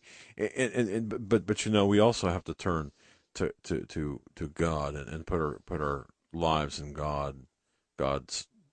We have to trust in God, I guess is what I'm saying. We have to trust in God. But anyway. Folks, keep Global Star Radio Network and Todd in your prayers. I'm not sure if the satellite... I think we just got a message that the satellite went down again. Anything that we could do to help, we are willing to do. And Todd, you're in our prayers if you can hear us. And we will drive out there. We're not that far away. And... have no problem coming out there to help you. No, stay home. Yeah, you can stay home. Me and Eric will go. There you go. And I want to just say thank you to JD and Eric, to the people behind the scenes you don't see, and others behind the scenes. We have a lot of great people. A lot of people, too, ask who, and I want to mention this as well. A lot of people ask who does the music, the instrumentals. The instrumental music, it's... compliments to Joe Charles. Thank you so much. It's not Pink Floyd. It's not, no, Joe Charles. Thank you. You're going to be I'm sure you're going to be hearing more about him, and his work as time goes on. And we're not, now it's Friday. We're not going to, no, that's not confirmed. Okay. So we're just going to keep Friday, open, and I'm not going to update the, next week, though, we do have Billy Crone coming on Tuesday. Pastor Billy Crone coming on Tuesday. He's got. By the way, he's got a very interesting message on Tuesday. You don't want to miss that. Tuesday for 2 hours, and then Stan Dale. And then Nathan will be on Friday. Yeah. That much is confirmed. And this Friday, we possibly will have a guest on who somebody my dad wants to talk to, and we will. Make sure we make time for calls. And for those who joined us late, maybe didn't hear, no, we will not be doing a Thanksgiving show tomorrow, but keep your eye out on the YouTube channel sometime in the afternoon on the Eastern time, between 2 and 5. We will be doing a YouTube message. Could be 10 minutes, could be an hour, not sure, but we're going to do one for sure. I got a lot of emails on this one article here, this one account, this one story, folks, and I do want to address this because I think it's extremely important. It might not seem important in the scheme of things, but think about this if this would happen in your children's school. In Utah, a teacher who's been on the job for just a few months gave an in-class assignment to students in her 2 world civics classes at Salem Junior High School in Salem, Utah. This is a couple weeks ago? About a week ago. Okay. All right. About 60 students received the assignment, which required them to create a neat, colored, professional poster for the terrorist group ISIS. Okay? So here's what. So imagine this. You're doing a civics class, a world civics class. You're the teacher. I got an idea. I'm going to have my class do a recruiting poster for ISIS. This in Utah. Okay. Did you see the story a few weeks ago about the teacher who gave a multiple choice question whether God was real or not, or exists or not, and anybody who said yes received the failing grade? Yes. And that's, I'm glad you brought that up, because this assignment, what you're talking about, now this some might ascribe to just pure pure immaturity and incompetence. I can understand. Excuse me. I can understand that because she hadn't been there that long. However, does immaturity and incompetence, does that trump common sense? And I have to say no. I do believe that this was a probe, but not a very sophisticated one. All right, not a very sophisticated. Now, there are other probes into our school system. The Department of Education, some people, and most people don't realize, when was the Department of Education started? It was started back in 1979. Okay, right? yeah, and the Department of Education was started under the communist goals, not of educating children, but of indoctrinating children. Right. And those were Exactly. goals are plainly stated. Even, anybody who does any research, you cannot avoid the real reasons behind the education system. What do you think it is, that you see people getting, they're going after people who homeschool their children. They're going after people who have kids who wear, or believe in God. You can't, at graduation speeches, you can't bring up, the word of the Lord or bring up the Lord's name or say Jesus at these speeches, or you'll get suspended or threats of going home.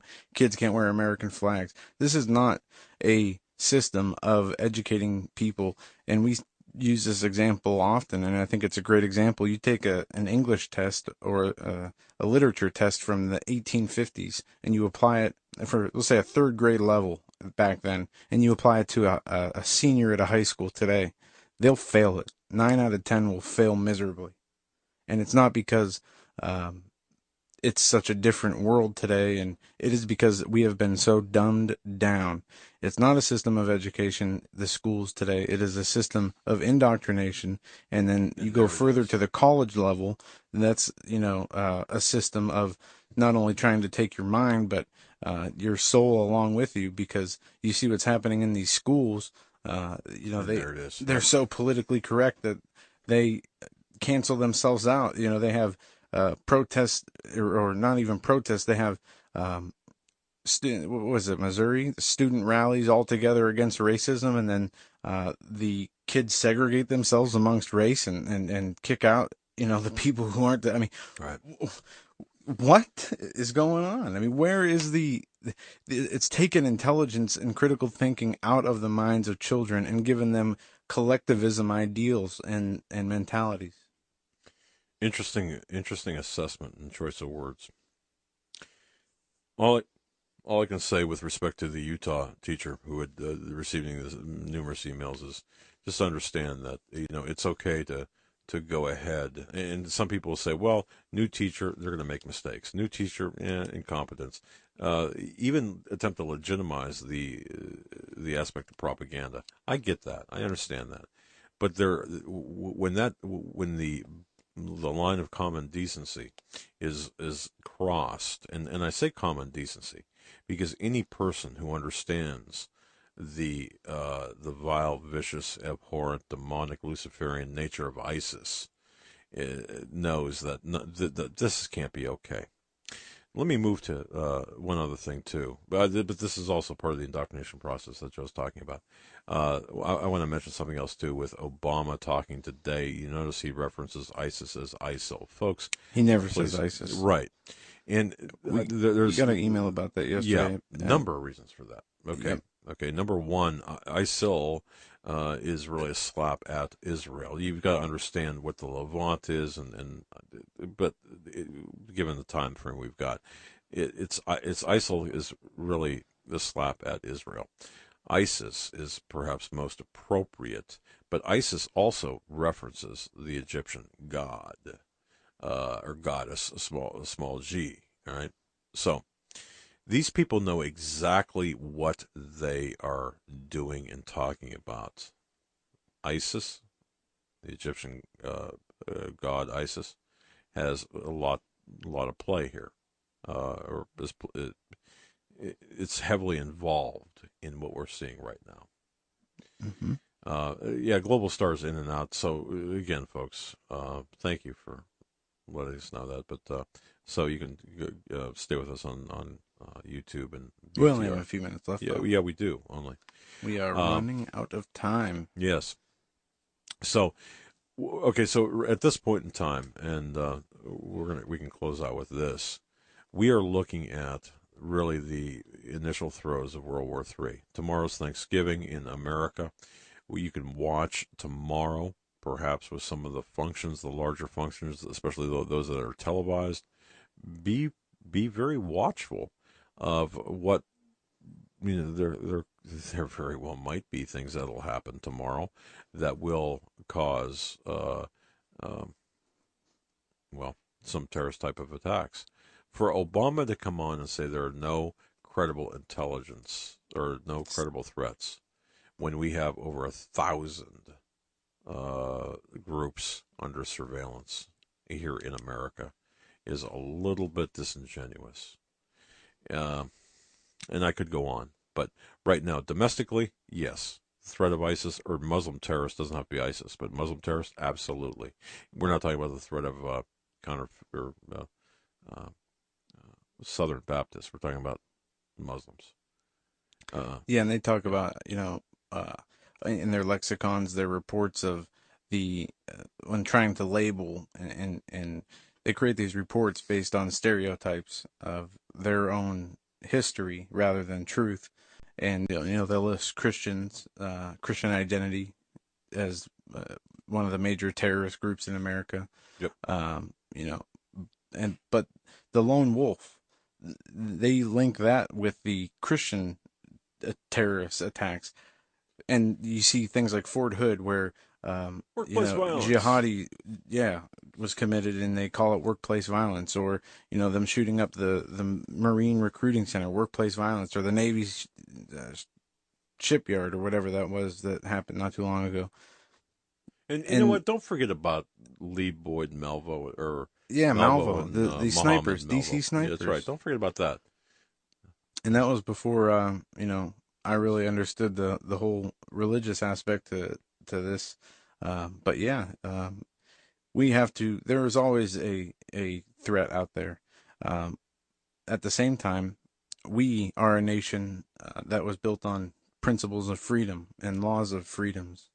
We have the ability to, protect our neighbors, to help those who are less fortunate than others, and help those that are in need. And we need to not only this holiday season and every moment we're on earth, live for ourselves and our families, but for each other.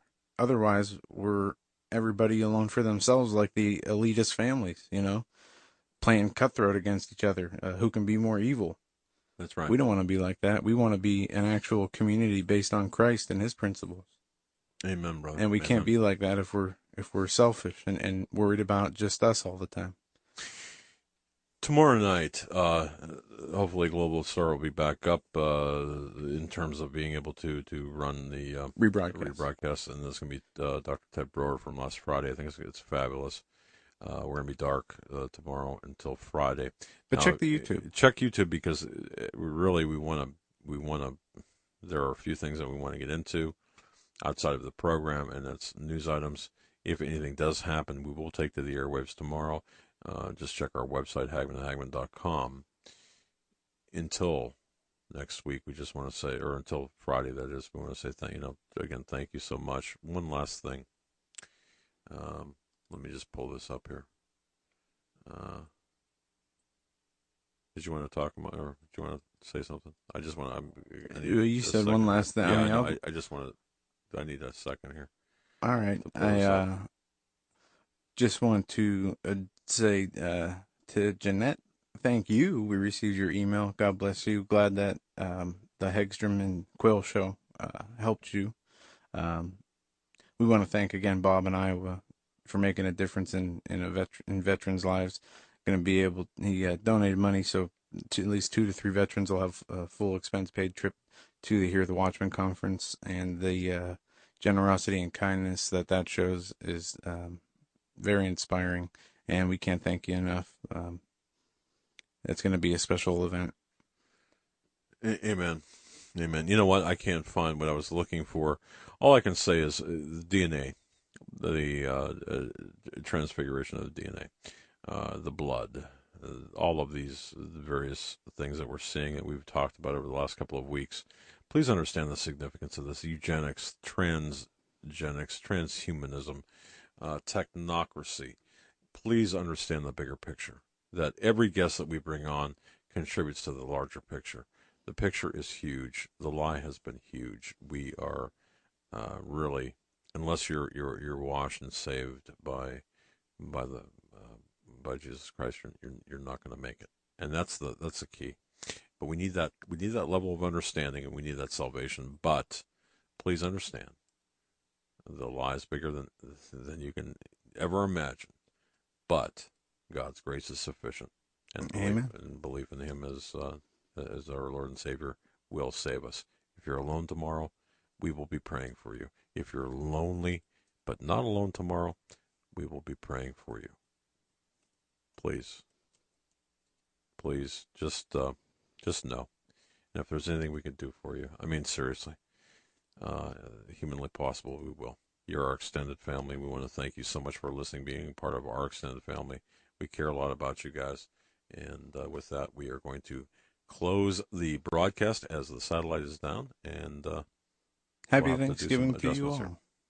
Yes. I don't know if I'll be able to answer all the emails we got on that, but yes, I'll do my best, and I know my dad will also. And God bless each and every one of you. Yep. Have a great day tomorrow. Enjoy the time with your families. Yes, please do that. We will do the same, and we will be back on Friday for our 3-hour broadcast. We will with bells on.